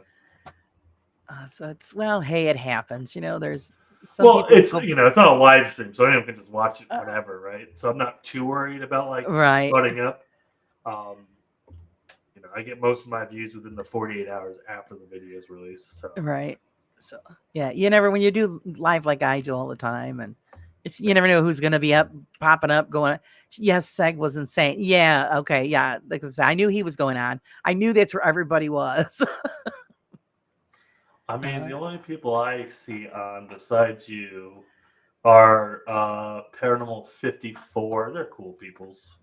But that's all I see. So, yeah. Well, did Seg just end, Leanne? Like I said, when Seg is on, and Seg's a big deal, so yeah, I don't expect anybody to show up here until after he's done. I don't know who Seg is. Side eye guy. Sounds familiar. It's too hard to keep track of everything. Hey, Dragon says, yes, Seg's karaoke night just ended. That's what he was doing? A karaoke night. Well, Christ's sakes, we got to have Sean sing to us.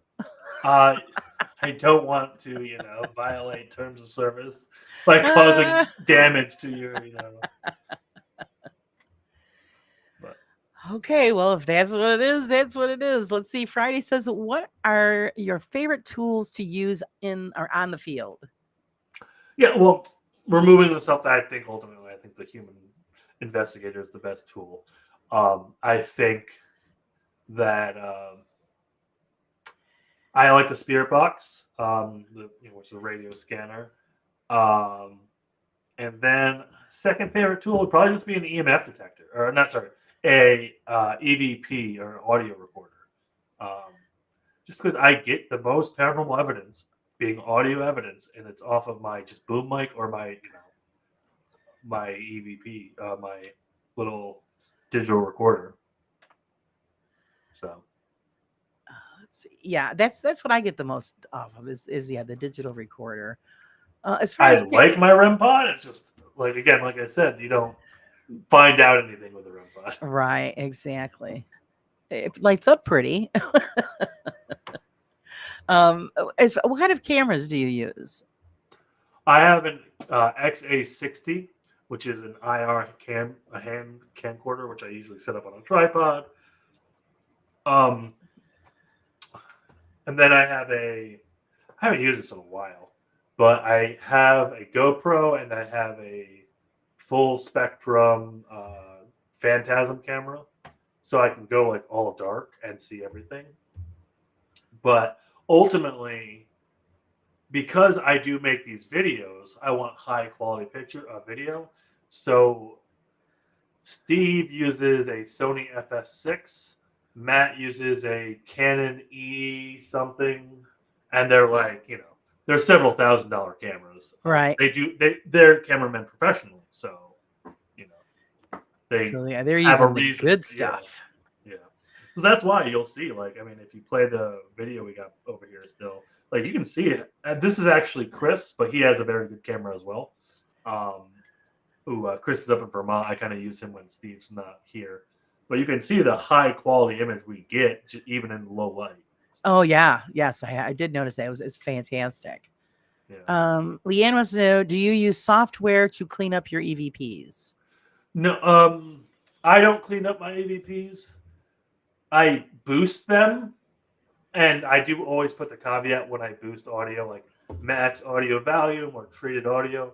But there's nothing really that I do to it, mostly because I've tried doing stuff to it, but it just makes the EVP sound worse. But usually I just boost it. Sometimes in a video, I will, if I'm walking on rocks or it's very windy, there's a DaVinci Resolve option that allows me to vocal isolate to remove background noise. I generally will do that, but it's not that great. So half the time I just put up with it anyway. And then I still listen to all the video raw, all the audio raw, in case there is a voice. Because in that situation where there is, the background stuff gets removed, it kind of warps that voice. So I have to play the original audio for that voice anyway. Yeah. Right. Hi, Mark. Welcome. So everybody's going to start popping in here. Wonderful. We appreciate it. Friday says a full spectrum is a very misleading name for those cameras. Yes, I did misspeak. I actually got to play with an actual full spectrum camera that was made by Sony, which the Phantasm camera is just an IR invisible light spectrum camera. Well, technically it does UV too. So I don't know if it's actually full spectrum, but it does do a lot. But yeah, again, everything's branding. But I don't even really use those anymore. I just use my IR Right. or dark shots, and then it's what I use when I wander around. But the majority of the video is usually with like a Sony FS6 or a Canon E something. Right. Uh, Speaking of shots and stuff, do you take a lot of still shots as well?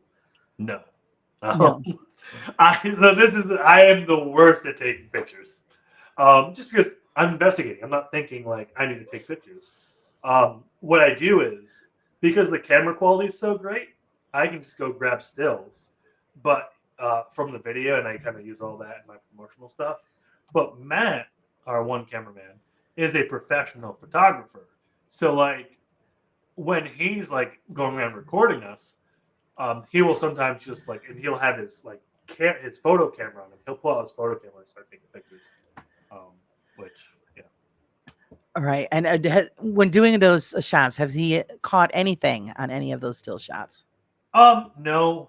I don't want to belittle photo evidence, but with higher grade cameras, you get less artifacts. Which artifacts I mean are just like corrupt data file in the pixels, right? And which can create something that looks not real or paranormal. Mm-hmm. But I find that a lot of the photo evidence that I've seen has come from like phone cameras or like Polaroids, things that aren't necessarily as high tech. I've never seen someone have a 4K camera, picture camera, or 8K photo camera have like something with like an anomaly with it. Right. And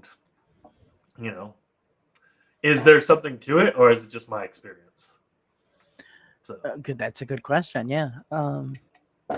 As far as, because I've had experience of seeing some photos, and I've seen lower grade little- cameras. if I can, like I brought up earlier, the Samantha Maurer, one of our first fans, Right. she took the photo at Sachs Bridge, and it looks like two ghosts just standing there with like 8 people on the bridge. And I don't know if I can find it anymore, really, but let's see. No.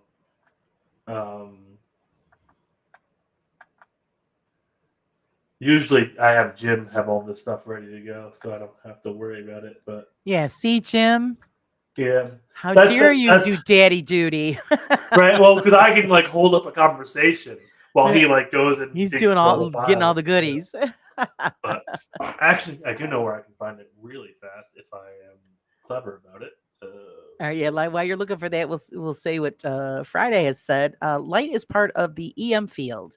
If you took the whole known EM spectrum and stretched it across the entire U.S., the visible light section would be no wider than a human hair. Full spectrum equals thick hair. Thank you for that, because a lot of people don't understand, I think, the difference between. Well, yeah, I think it is a misnomer for full spectrum, but what they mean for Right. full spectrum is visible light and then IR, UV, not necessarily into the other ranges of, Right. because they talk about, like, if you ever see those NASA photos never look like that actually. You don't see most of that, and they take that, whether it's infrared or lower or higher than UV, and they make it a color that we can recognize to make really cool stuff. Good to know. Good to know. Let's see. Dragon said, Pam, it's a lot more time spent reviewing the footage and audio from an investigation than spent on the investigation itself, most generally. You are so right. Yeah. Because these guys, everybody be there for hours. You take all your footage, and then it's days. Yeah. And this is why I don't harp on like getting stuff out like on a time frame that is, fast and kind of like what you need to do to kind of be in the social media realm. Ultimately, it's just I gotta take my time. It takes me like it doesn't take me 2 months, but it takes me 2 months of my free time to really go through, and it's hard. It is, but it is what it is. Yeah. That's why we do it. It takes me time. You got to go through like the audio. Yeah. Like you I said, I usually- do a lot of still shots and videos, so I go through all of that. Yeah. And then I don't edit anything because everybody knows I hate editing. I suck at editing. So that's why it goes out raw. Whatever Yeah. is on there is you've seen it as I seen it, because I don't have time for all that other fancy stuff. Friday says, to be fair, a camera that can see radio waves would be far too large to carry about. Hi, Big Stu. Does this not have video sharing? I guess I can just share my screen. I did find the picture. Okay. All right. Let's see. It'll Share switch screen. over. Windows. Share. All right. There it is. So, yeah. There we go. Yep. So, what you see here is Sachs Covered Bridge, and you see, I believe this is wow, that's pretty cool. this is an individual, this is an individual, and this is an individual, and then you start looking at it. So, a couple things of note is this was, I believe, a slight exposure where there was like probably 5 seconds or so. So for people who are familiar with cameras, if you like move, you can get a double exposure. Yeah. Which, looking back at this, I think that's what happened with this individual right here. I think this is a double exposure of a person, but it is see-through. So that was the first thing that we thought might be something interesting. But the main thing here is this individual over here, which appears to have some thing. Well, it looks like a in their hand. broom. Well, we think it's the back of a, not necessarily musket, but a rifle. Oh, okay. So, again, and this is what I talk about, like, I would... Isn't it something? The only reason I don't trust photographs, because, like I said, you can see this. This looks like Right. a ghost. But all this is those night sights you get, like those night pictures that like your camera can do on your phone, which holds it for a few seconds. I think that's what this is. I haven't confirmed that with the person who took it, because you can kind of see the blue. The sky is like kind of this artificial blue, and this light's kind of in your face. Right. I think that's what's going on here. But All right. Yeah. Sage is thinking with the shadows, I think it's an exposure issue. that's what and this is called casting a shadow as well. So that's Oh yeah. Yeah. that's why I bring this up to this is what I'm talking about when we take photos with high quality cameras that are specifically designed to take photos. We typically never see anything like this. Right. Friday wants to know, what was the shutter speed? I don't know. I'd have to talk to the person who took the photo. Yeah. This was not us. This was one of our fans. That sent it to us. Okay. Yeah. And I would love to blow that up and really pick it apart. I think I can't really zoom in here, but don't. Oh, look, it's pay for us. people. Close it. Yeah. That was us. All right. Well, if I can get the thing to work. Hello. There we go. But yeah, so that's. Hey, Bat Rican, how's it going? Yeah, Bat Rican, welcome. I had him on not too long ago. So yeah, well, I'm always looking for somebody new for the show. Anybody willing to dive in and let me pick you apart? You're all welcome. Sage says that the backlighting can cause an issue. Can cause issues. Yeah, and exactly. And this is why, everyone wants to jump and say, I got a ghost on my photo. And it's like, you don't know what, and especially nowadays, because a lot of the pictures we take it, especially if it's like a Google or Apple phone, is they have like automatic AI that kind of retouches photos a lot. Right. And so that's adding stuff to the image that's not necessarily there.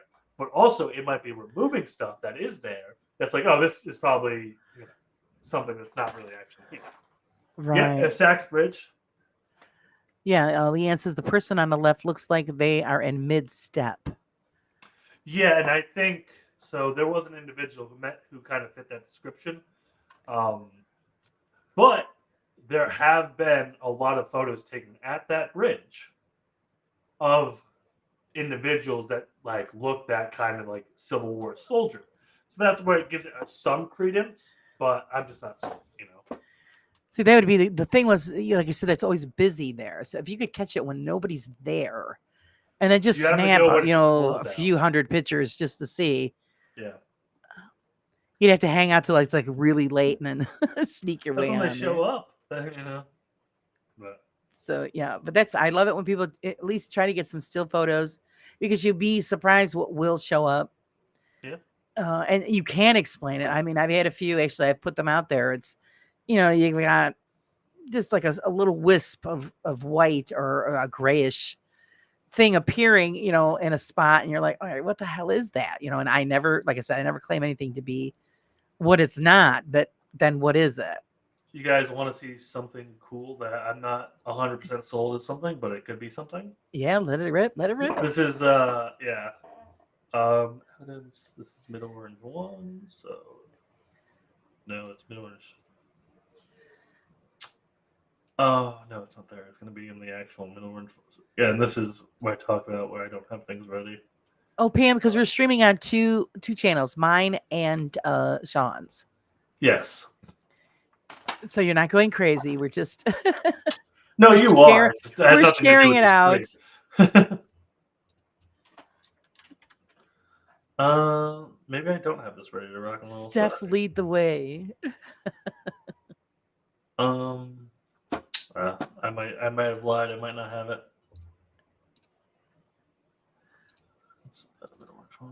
Or did I just put it in the wrong Middle Orange? I did. Okay.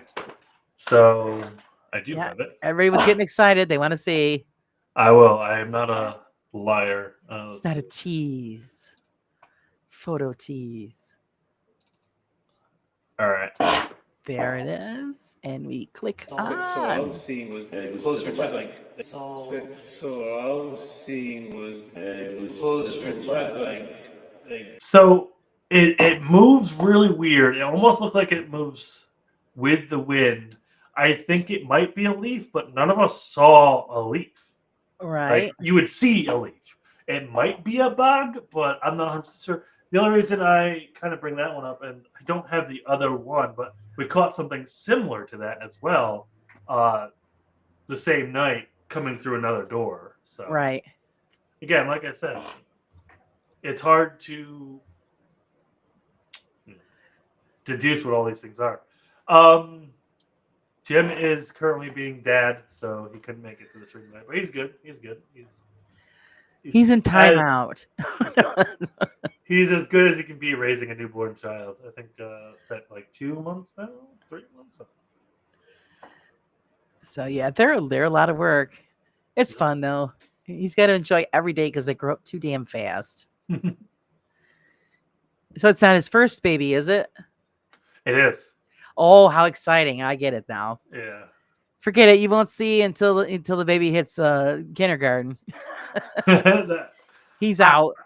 I've been told, I've been promised one investigation in the winter of the coming year. This year, so that's it. That's all I get with Jim. That's it. So that's exciting. First time dad, and so you don't want to miss anything. So it would have been nice to have him on, but we totally understand. Yeah, we can always come back on it. Yeah, always welcome. It's because they kind of like trade, so they can have like each a bit of time themselves. So he's watching, staying up with the kid tonight. So like, if So he's mom can get sleep. Yeah, exactly. So he's. I know exactly what she's doing. Yep, she's sleeping. So you never catch enough sleep. Let's see. I'm going to be lurking. Get some favors. Sage, we always catch you at dinner time. What are you making? Because we're all coming over. yeah, I'm starving. Save me some. I didn't. Oh, you didn't eat? Yeah, I hurry up, ate quick. Of course, when I'm done, I got to clean up. So never enough time in the day. Nope.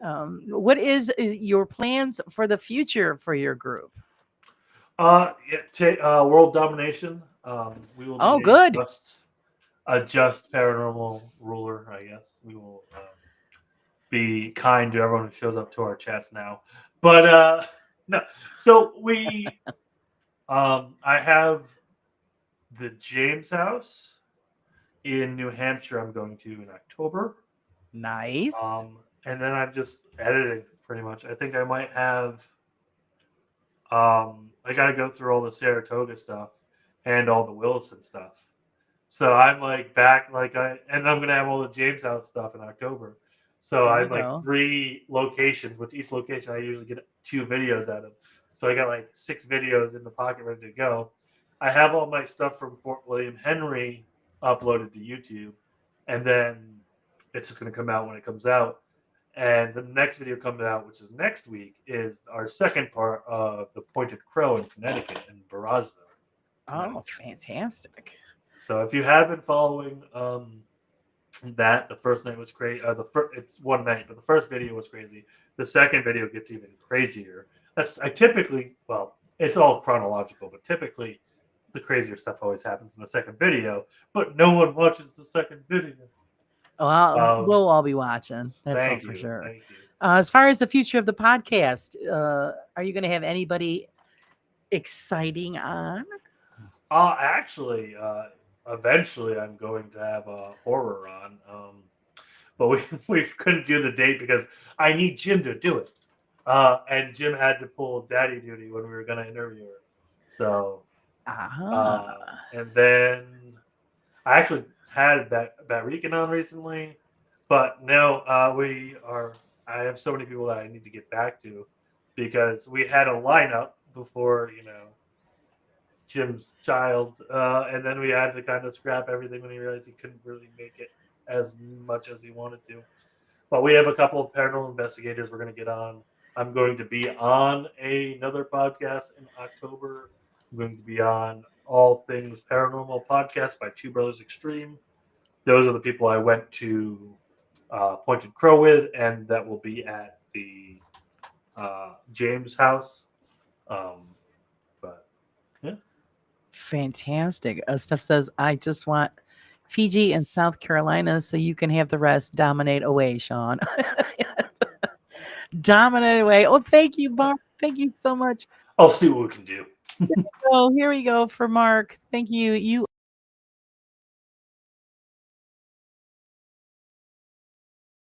See, and I'm getting lucky, guys. I'm pushing my luck. That was twice. Woohoo!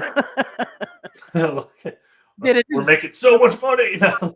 Well, it's just that, last time I did another video for that. And it was the woman from Saturday Night Live who would do the superstar thing. Yeah.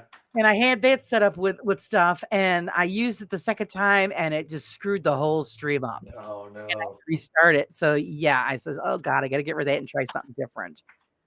Sage is having nachos. Oh, yummy, yummy. Yes. Sean is in upstate New York. Yep, near Saratoga. In Connecticut, we were in Barazza. Brazda. It's by some Native American reservation. Nice. I don't know if you are aware of Brazza. No, I've never checked that one out. When I do hear about those things, I write them down and I look them up. Because I like to add Basra. Okay, no, I've heard of that. By Norwich, Connecticut. Because I like to, because I don't know if I do a magazine for the community, and when I find out new places, I like to put them in. Smart. Yeah. This way, everybody can. It's up to them if they want to go check them out. Yeah, there's a lot of places I want to go. There's a lot of places I am going, but. So yes, Friday wants to know, what would be your dream investigation? The Queen Anne. I actually was in the Navy, so I love a good ship, and yeah, I think the Queen Anne out in California. Allegedly, there's a portal on it. There's a lot of paranormal activity.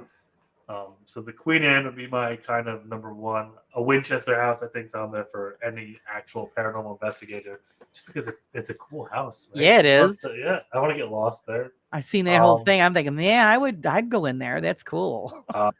these, the Stanley Hotel, made famous by Stephen King's novel, but is actually in Colorado, not in like the mountains in Montana or whatever. I've actually been to it once on a road trip, but I wasn't able to investigate it. We were just walking around until someone kicked us out. And then, yeah, I'd say those are my top 3 to do. Yeah, maybe I don't know. I would do the Suicide Forest in Japan, but I would have to have the right people with me for it because Yeah, that's one heck of a trip. yeah. I've heard that from a lot of people. They would love to try that out. Yep, Estes Park. Yep. So there you go. There you go. Oh, I'm gonna have to investigate that. Oh my God! Every time we pass it, we throw our arms up in the air and scream Basra. Oh, Yeah, a pointed crow, or is it pointed? Oh, geez, it might be called primitive. and you Primitive keep crow. going right by stuff. What's the matter with you? Yeah, primitive crow. Beth, the owner, is amazing. Um, you can follow her on Facebook, Primitive Crow. She usually does. It's a psychic antique shop, so they do seances there. Oh, So they're places open to a lot of ghosts. But if you follow along, they do the seances. If you talk with them, probably Two Brothers Extreme, who are kind of like the investigators that are always there. It's kind of their home turf. Um, they're always generally having people in to do investigations. So all right. Steph wants to know what you would do for a Klondike bar. She's asking for a friend. yes. Well, it really all depends.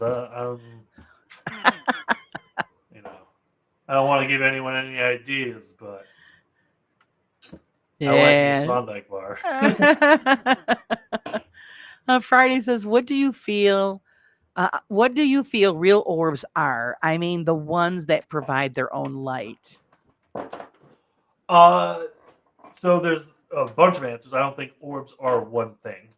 I think you have the ball lightning, right, which is a real thing. It's rare, but it is a thing. Then you have swamp gas, but generally, and this is more things that people associate with UFOs. Um, but then it's hard because most people who see orbs are seeing it on IR, so it's all reflected light, and you're specifically calling out ones that are emitting their own light. So I have seen things like that in the past, and I would say it's not all one thing. Like we were talking earlier about the Bigfoot eyes. So they'll have like glowing eyes. But yeah, I don't know. It might be spirit energy, but I'm hesitant to say ghost because ghosts never really emit their own light. Well, have you ever seen an actual orb with the naked eye? Yes. Well, it wasn't an orb shape, if that makes sense. It was relatively round, but like kind of almost like gaseous, and that was actually at the Primitive Crow. But like I saw it with my own eyes, but the camera was pointed there, and nothing was there. So, I'm sitting here like, oh, I got something cool, and then I review it, and it's like nothing's there, and now I feel like I'm crazy. But I definitely saw it. And I think I saw one at Mid Orange. Well, I did see one, but I didn't have any cameras pointed that way because we were moving spots. But yeah, no, Primitive Crow. Primitive Crow is the place. Right. Let's see. Friday says, "I'm never ashamed of what I did for my Klondike bar." Ooh, Friday, you freshie. And then Mark, Oreo sandwich ice cream, better than sex. Mark, I hate to tell you that you're not doing it right then. Yes, everybody. Yeah, the ball lightning thing. Yeah, it does exist, but it's not always that. It's just, especially if you're in a situation like the time that I've discussed about. You heard about Star Hill, haven't you? Star Hill? No. Star Hill in Steuben. And there is an anomaly that's there at the top of that hill that I have seen with my own eyes. And it was not ball lightning. I'm hoping to at some point get up there and maybe try to catch something on film. Because it's been Right years. home. Okay, I haven't been out that way. Yeah, it's been years since we've been there, but we used to go there all the time as teenagers and sit and watch. And the ball of light, the orb, would show up in the middle of the road, and it would move on its own, own energy. And actually, if stories have been told that it's changed colors, and there's a whole story behind it. People have heard me say it, but if you haven't heard about it, I do believe that it's the energy ball of a doctor back in the 1800s. He was traveling on his way home in his horse and buggy, and he had an accident. It was bad weather. He rolled the carriage, killed the horse. And I believe that it's his spirit that is in that area. Or it could be a spirit of a victim of a serial killer that we had in that area, Bernard Hatch. You might have heard the story about the Potato Hill Road, where his last victim, he dragged up and down the road behind his car. And his other victims, apparently he buried in a swamp area that's adjacent to that Star Hill Road. Okay. So it could be either one of them, appearing in the sky in the middle of the road, in the middle, and you got forest on one side, farm field on the other side. There's no beams of light protruding from anywhere. And then, of course, the other theory is that there is a NASA installation at the top of the hill. Oh. We all trust and agree that NASA is something going on there. Right? Like I said, because it shows up all the time. So is it something that they're doing? Like I said, but there's no beams of light or any kind. Or is it something watching them? Is it right? Alien connected. So yeah, the big mystery. And it's been a mystery for years. I would love to check that place out. That sounds so awesome. And now they've also actually put a parking space up there. Oh, so that you can park your vehicle and set up because they know that everybody goes up there and they sit, and the views are beautiful. I think I did put some pictures out of the views from the hill. Oh, yes, I did, because I did a short where it shows the road, the little mountain area on the road with a black arrow pointing where the orb appears. So it's in one of my shorts. But I would love to get up there and then just sit there and wait. And see what pops up. Well, oh, what the hell, Laura? Wow, I'm not going out there to meet you for a picnic anytime soon. And actually, there was I know somebody that was there sitting, waiting for the light to appear, and it did. It appeared, and it changed colors on them, and then flew past their car, and then they couldn't start their car for about 5 minutes. The car wouldn't start.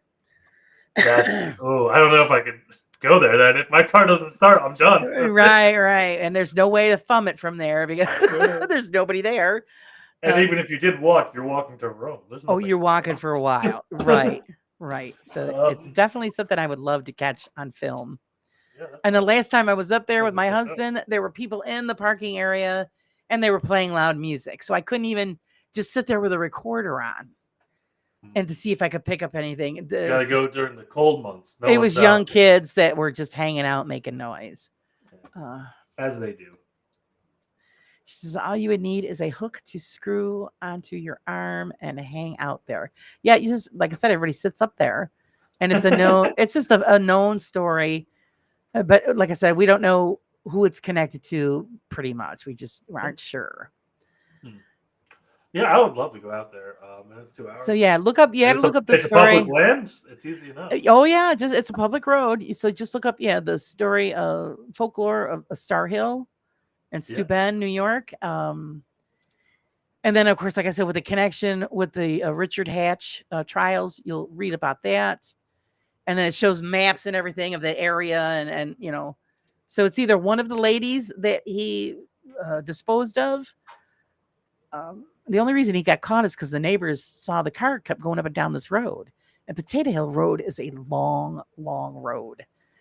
And they said they saw something dragging behind it. So yeah, when the police caught up with him, it was a woman that went to him. He was a mechanic. She went to him to get her car fixed, and he offered to give her a ride home. So that's pretty sad. I lived in Marathon for a while with my first wife, about 30 minutes from Marfa, about 80 miles from Odessa. Okay, they're talking about, Dragon. Okay, there's an orb scene not far from me. The Ghost Road of East Texas, a.k.a. the Bragg Road, just north of Saratoga, Texas. You can't have a Saratoga, Texas. That's just cheating. Wow. Make up your own names. People. Yeah. Even though I think Saratoga is definitely a name that we stole from Europe somewhere. Oh, I think everybody's got a Saratoga or just like Main Street. Every town has a Main Street, and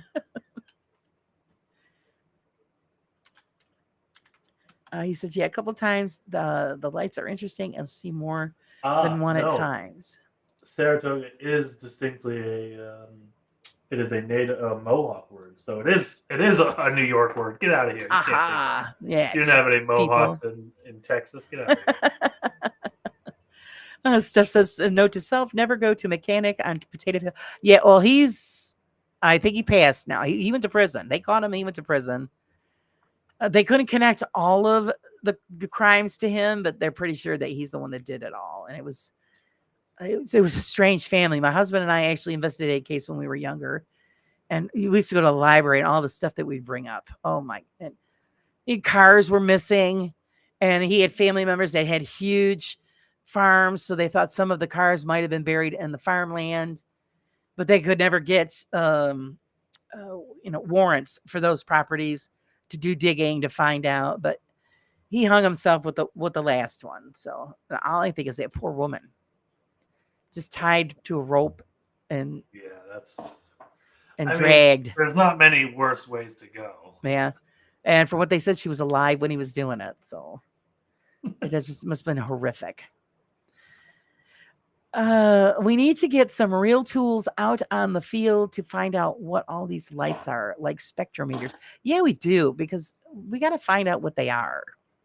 Yeah, and I've talked at length about people, like, how do you make paranormal investigation an actual, respected field? And I mean, I'm not the one to do it. I'll do my research and stuff, but I'm not a classically trained scientist. I don't have a degree in spectrometry, or is that even a thing?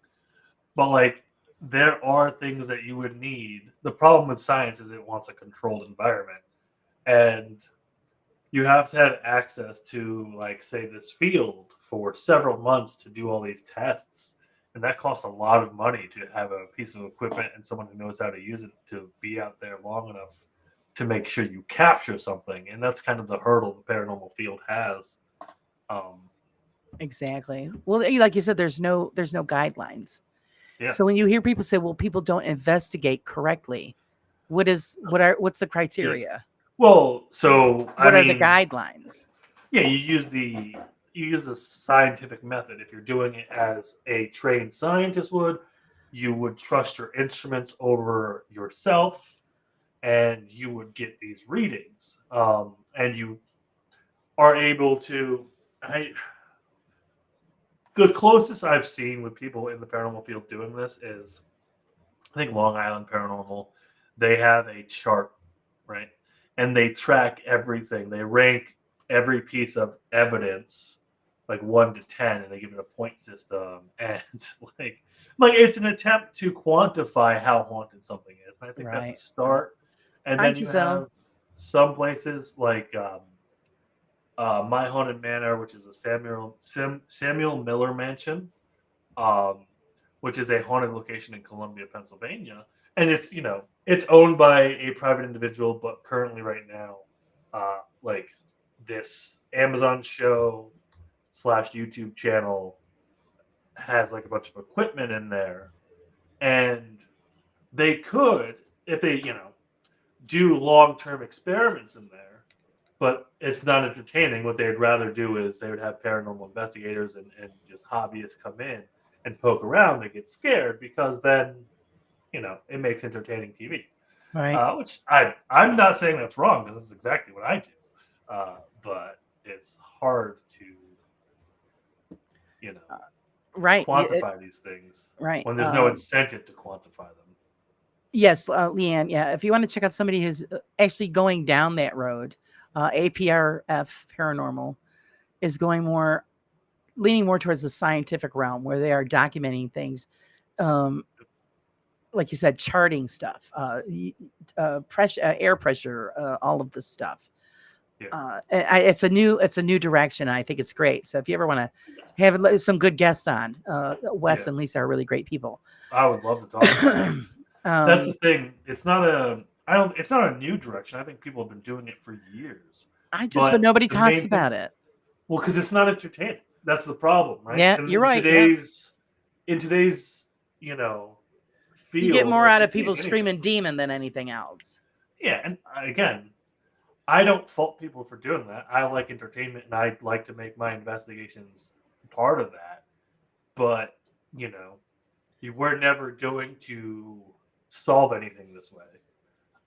And the people who are doing it that way don't have the resources and the motivation and the community backing that they should, because everyone's watching, jackwagons like me going out and going, oh, but it's unfortunate, but it's the way of the world, right?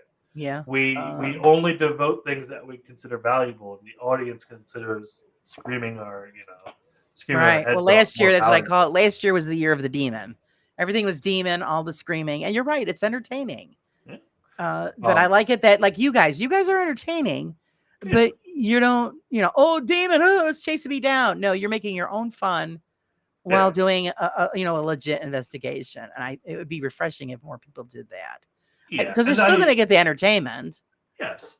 I like making entertaining videos, Yeah. And I like paranormal investigation. I like blending that entertainment with, I've always sided on this kind of like this science communicator infotainment more than, just straight entertainment. But I understand where my videos stand. And it's like, you might learn a cool historical fact or two, and you might get some questionable relative information about the site from a voice off of Spirit Box, but ultimately that's not going to change anyone's mind.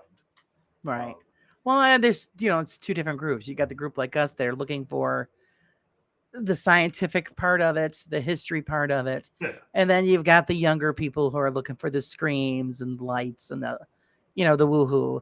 Yeah, I mean, I wouldn't even make it a generational thing because all that stuff started with Zach Baggins, right? Yeah, Zach And, Baggins. so like, and ultimately, I mean, you can say what you will, and I think Grant and all the guys at TAPS are good people, but the producers of that show and the networks did have to lean into that scare factor to make the show popular. Oh yeah, right? they have to go for the ratings. Yeah. Exactly. And, Yep. it's, I think, I watched Darcy- TAPS from day one, and I enjoyed what they did. I loved how they did it, but I get it. Yeah, it's Hollywood, and when Hollywood steps in to get the ratings, you've got to put in the scare factor. and Otherwise, same thing with YouTube. nobody's going to watch it. Yep. It would be very hard to get like what are they called, APRF, because it's two different skill sets. Entertaining someone and informing someone, it's two different things. Right. There are a select few people who are really good at it, and those are some top YouTubers we're talking about now. But none of them are in the ghost hunting fields. So No, they're all flipping over to something else. yeah. Actually, I just seen a video from Omar. Oh Now, yeah. I used to watch him because he was entertaining. I know he was full of it, but he was entertaining. And now he's gone and flipped totally to the other side, where now he's very religious, and everything that he did wasn't right. And so I'm thinking, oh, okay, he's found out that he's already run his course in the paranormal, so now he's going to flip the coin and work the other end. Yeah. So whether it's legitimate or not, I don't know. I mean, I think he generally is a nice person. But he's doing a job. Yeah, and that's another problem. Like, let's be real, guys. If people were paying me hundreds of dollars to say demon, I'm gonna do that. Sorry, I will sell out so fast. And people become very compromised when Yeah. paying their house bills and mortgage depends on giving people what they want. Yeah. And what people want is entertainment and not necessarily realism. So you can see like Sam and Kobe overnight, and literally these are people that are paying people salary, right? They're doing it with paranormal. And so I think that should be celebrated. We just have to understand that they have to do certain things to keep them relevant. Right. And that's not Right. their fault. That's the fault of the platform and the viewers. So yes, I don't know if any one of us want to claim Zach as one of our Yeah, no, they Zach just whatever. I want. Well, yeah, I know you too don't much about wanna- Zach, and Zach is not a good person. Yeah, and that's why I bring up Zach, because it's not a problem that is a new problem. Right. And that's all, right? Like Right. you will always have these people, and like you said, like Elton over at overnight, and Sam and Kobe are a bit younger, but Elton's like my age. He's in his 30s. And you'll have people younger than him, like Sam and Kobe. You'll have people younger than him. There are some, Gen Z people doing it now. Yeah. Like there's going to be, the percentages might change, but ultimately there are going to be people who lean one way or the other. Yeah, drama means money, and it does, and that's why they get the views. And he says we all have to pay bills, but claiming the fake stuff is real, like they do, I don't like that. Yeah. So yes, Friday, I do want to bring this up because they are incentivized to having it be real. It subconsciously changes their belief structure. So I don't think most of them are faking. I think there are some that are faking, but I think a lot of them, their belief structure has been fundamentally altered to believe all that fake stuff is real. Yeah, no, I hate it when they say that. It's Demons, very murder. Yeah. Well, it's almost they're self-indoctrinating themselves into this cult of belief that is enforced upon them by the viewers, and it becomes their way of life. And they're not isolated, but they are, because they're being beheld to the pseudo religion of the YouTube algorithm, if you will. Yeah. And again, that's yeah, my that TED talk tells- on that. I mean, like you said, yeah, I agree. You look at the drama channels and the so-called fakers, and yeah, their numbers are outrageous, and they keep going. Yep, and that's the thing. It's not, the problem isn't them. It's the fact that the programs and the algorithms incentivize that type of behavior. Yep. So it forces people to become that. And they bring in the money. So all we need to do is just start running through a field screaming. Yeah, and It doesn't even have to be, paranormal. Just run through the field screaming like something's chasing you. well, and there is the other aspects to it. These are attractive people who know how to make things entertaining, right? So Right. let's be real. I consider myself an attractive person, but like I'm not this kind of almost hot enough to be a movie star kind of level, right? And those people will always find on a visual platform success in whatever Yes. they do. Yes. And also they already were kind of famous. And then they and this is the trend I see a lot. I see a lot of content creators who are just content creators getting into the paranormal space because it's a very easy shift and transition for them. Mm-hmm. Yes. And it's girls, boys, all of them, because there's a few of them on there. I don't know how anybody can watch them. I'm not going to name names, but all I know is my head wants to explode. Want names. Just put it this way: drama sells. not very Let's get bright canceled. young ladies with big boobs. That's as far as I'm going to go. And you know why they're getting the views. And Those are my favorite ladies. I don't know. I will have no slander here. If it has anything to do with big boobs, it's my husband's favorite as well. So No, it's the reality. It's a visual medium. Obviously, more attractive people will sell more tickets, or views, right? right. And it's always interesting to see the people who aren't necessarily attractive gain success. Right. But then because of the success, they get more attractive. That's how these things work. But Well, you're right. Yeah, the pretty people do better. It's Yep. just the way it is. Society is that way. The pretty people have always done better. Even if they're dumb as a box of rocks. It doesn't make a difference. They look good. Get away from calling people dumb because I've noticed that even if people are dumb or appear to be dumb, they typically are smart. They are smarter than me in some aspect that I'm not understanding. They might just be generally smarter in how to make themselves look more attractive. Remember, it's a skill to stay attractive. Oh yeah, I'm not saying that all pretty people are stupid, but I've met a few.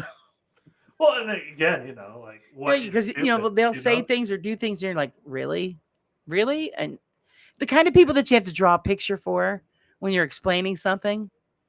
That's just visual learners, right? That's us. No, I generally stick away from calling people dumb. Yeah, no, I wouldn't say that either. But yeah.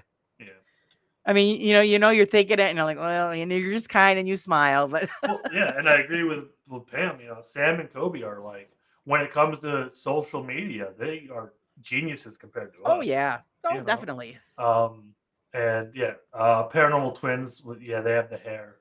Yeah, I don't get the hair.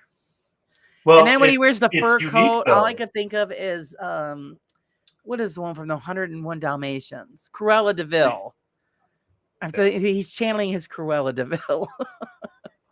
Ego is the driving force to stay attractive for many. I do agree with that. Yeah. But the know-how in staying attractive, staying fit, and obviously people are more genetically blessed than others. But there is and you joke about the hair, but what are we talking about right now? We're talking about their stupid hair. Yeah. Right? Yeah. The fact that we bring that up. Yeah. No one's ever going to talk about my hair, right? Like talk about mine. These are a type of intelligence that we, that right. Clearly, we aren't as skilled in. I would love cookies. I'm for the dark side. Yeah, come over to the dark side. Cookies. You're right. Yeah, ego is the driving force to stay attractive for many. Yep.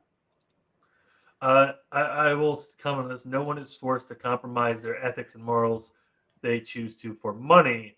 I would say applying your ethics and morals to somebody is inherently not a good thing or a smart thing to do because they just might not have those same ethics and morals, right? Yeah. I will, if lying to somebody I don't know feeds my family, I would so do that. Like, and I consider myself a truthful person to an extent where, until it becomes financially beneficial and it keeps my way of life, it pays my rent, right? Mm-hmm. We can all point the fingers when our houses aren't on the line, and especially when the fact that you get too far deep, and this is the only thing that you're really trained to do. Kind of like an NFL player, right? If they get hurt, they have no other transferable skills. If a YouTuber or influencer becomes irrelevant, they're done. Yeah, exactly. They can't become an accountant now. They're good at their jobs.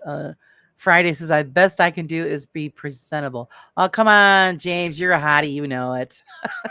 Listen, everyone in this chat is clearly a 10 out of 10. Exactly. We got in here, Hi, Miss Candy. Welcome. Steph says their mottos: greed is good. Gordon Gekko, the movie Wall Street. Greed isn't necessarily because these YouTubers, they're not. I mean, some of them are. I'll say that, yes, but most of them aren't like millionaire house owners. Like they probably make enough to live in, like a suburb in Los Angeles, which is a lot more than most people, but it's not mansions we're talking here, people. Remember, the amount of money on YouTube is not that much. Right. And, they might make more money on other things, but. Sage, they have said that flat out that Sam's dad has been teaching them about investigating, etc., since they started. By now, they probably have financial advisors. Yeah. And so yeah, they're not making. They've gotten a decent amount of money, but any of us could have a career that we made money off of and then learned how to invest, right? Like, but we didn't. You know. I'm just happy everybody shows up. Listen, as long as we're talking, you know. Right. It's rough when you have to talk to yourself. I've done that before, but it's nicer to have somebody to talk with. So, oh man. So when is do you have a podcast coming up soon or no? No podcasts. I don't have any recorded, but my video is coming out. Primitive Crow. Wednesday at 9, I think. I don't know. Don't quote me on that. Subscribe and get notifications, and you'll see the YouTube video. There you go. See how he worked that in? Professional. Yeah. Yeah. Does anybody have any more questions for Sean before you let him go on his way? Yes, please. I would like to, dig myself in a bigger hole. Defending Sam and Kobe. Oh no. Well, no. I mean, you're right. It is. They're entertainers. They're doing their job, and they're good at it. And I think the biggest thing I'll say is, don't think the viewers don't know. Like, they know that what Sam and Kobe are doing is not like true paranormal investigation. They just don't want to watch true paranormal investigations. They want to watch attractive celebrities run around the building screaming, acting a fool. Right. Yeah. So that's the kind of thing. Like, they're not fooling anyone, right? It's more so that the people want to be fooled, right? It's like going to see a magician. That's the way. Right. It's a trick, but you're still in awe. Exactly. And then like figuring out how to do it is kind of, part of the yeah, right, Stu. fun. Yeah. Telemarketers lie to people to feed their families. I guess the line is different for everyone. Yeah, it is. Yeah. I used to work with a gentleman. I worked with a guy who used to be mad because he had a certain work ethic, and he used to, when we would hire new people, and he would get offended because they didn't share the same, as he did. And I had to explain to him, and he wasn't, he was an intelligent guy. I just said, you're expecting too much. Not everybody works like you work or like I work. And, we just have to deal with that. Yeah. Yes. I will drop my P.O. box in the chat for a Klondike bar. Friday said, no more questions. I gave you a sub and I will be watching some content. I like how you think. Oh, geez. Okay. But if you don't like how he thinks in any of it, are you taking the sub away is the question. Please go for it. I have had so many people like comment about how my stuff's bad and stuff. Like, okay. I think ultimately the best thing anyone can do is let me know why they don't like me, not just unsub and leave. Right. No, voice your opinion. Yep. Cree's quiet tonight because usually she's our queen of questions. And I love it because she puts questions out there that people are either afraid to ask or don't know how to ask. I haven't seen Laura's merch yet. I'm going to click that link. Let's see. We got any cool stuff? I got some cool stuff on there. It's getting cold. Do you have like hoodies and beanies? Hoodies and sweatpants and hats, and I put a little bit of everything. I don't usually like to, Oh, I like these sweats. The life on the wall. I know. I usually don't push it. If you like it, you want they're it. sold. They're sold out. No. Oh no! See what the heck? Okay,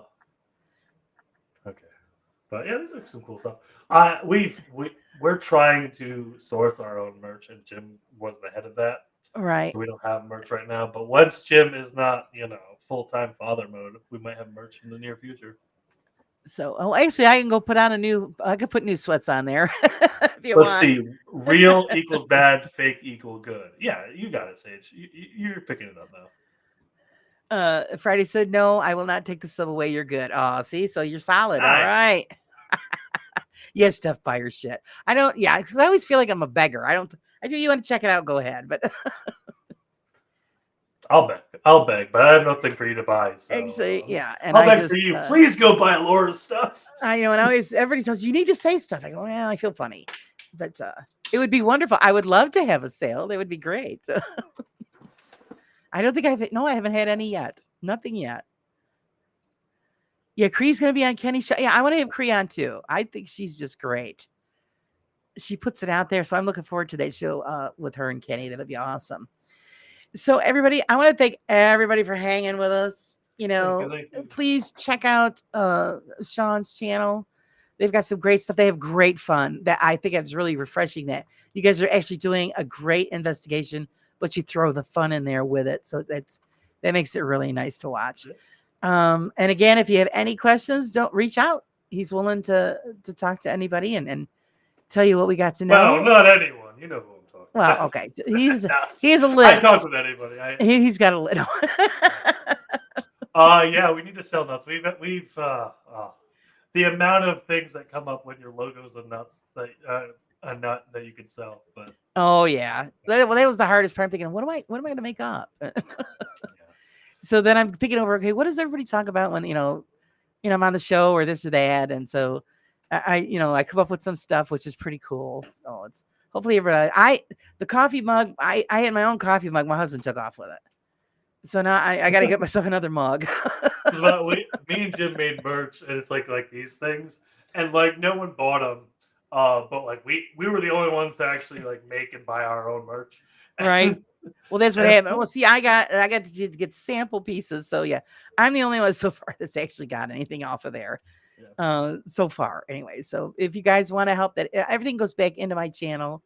You know what I've been going through to try to keep the channel going. So as long as I'm breathing, and you could all give me $1,000 right now, and I would not oh break even geez, with the amount of money I spent on paranormal that's stuff. what it is. Yeah, so like And everybody's having the Don't same feel- problems. So it's, whatever they send in is mostly and greatly appreciated. Again, thanks, Sean, for joining us. I hope you had a good time. You're welcome back anytime. Maybe next time we can get the partner on when he's not pulling dad duty. Yeah, I'll beat him up. Send him our best wishes. It's wonderful to have a new baby in the house, and kind of jealous. I miss having the baby. So well, normally he pops into live, so it might be a handful tonight. it might be. I always joke around, tell everybody I'm gonna have to go out and rent a baby somewhere just so I could do a little cuddle time. So who knows? But until then, guys, thanks again as always. Please hit the share, the like, subscribe, do the bells and whistles. You know how it works on YouTube. And if you feel like it, buy my shit. Buy her shit. Buy her shit. Until then, remember, always live life a little bit on the raw side. We'll see you guys all next time. Have a great night.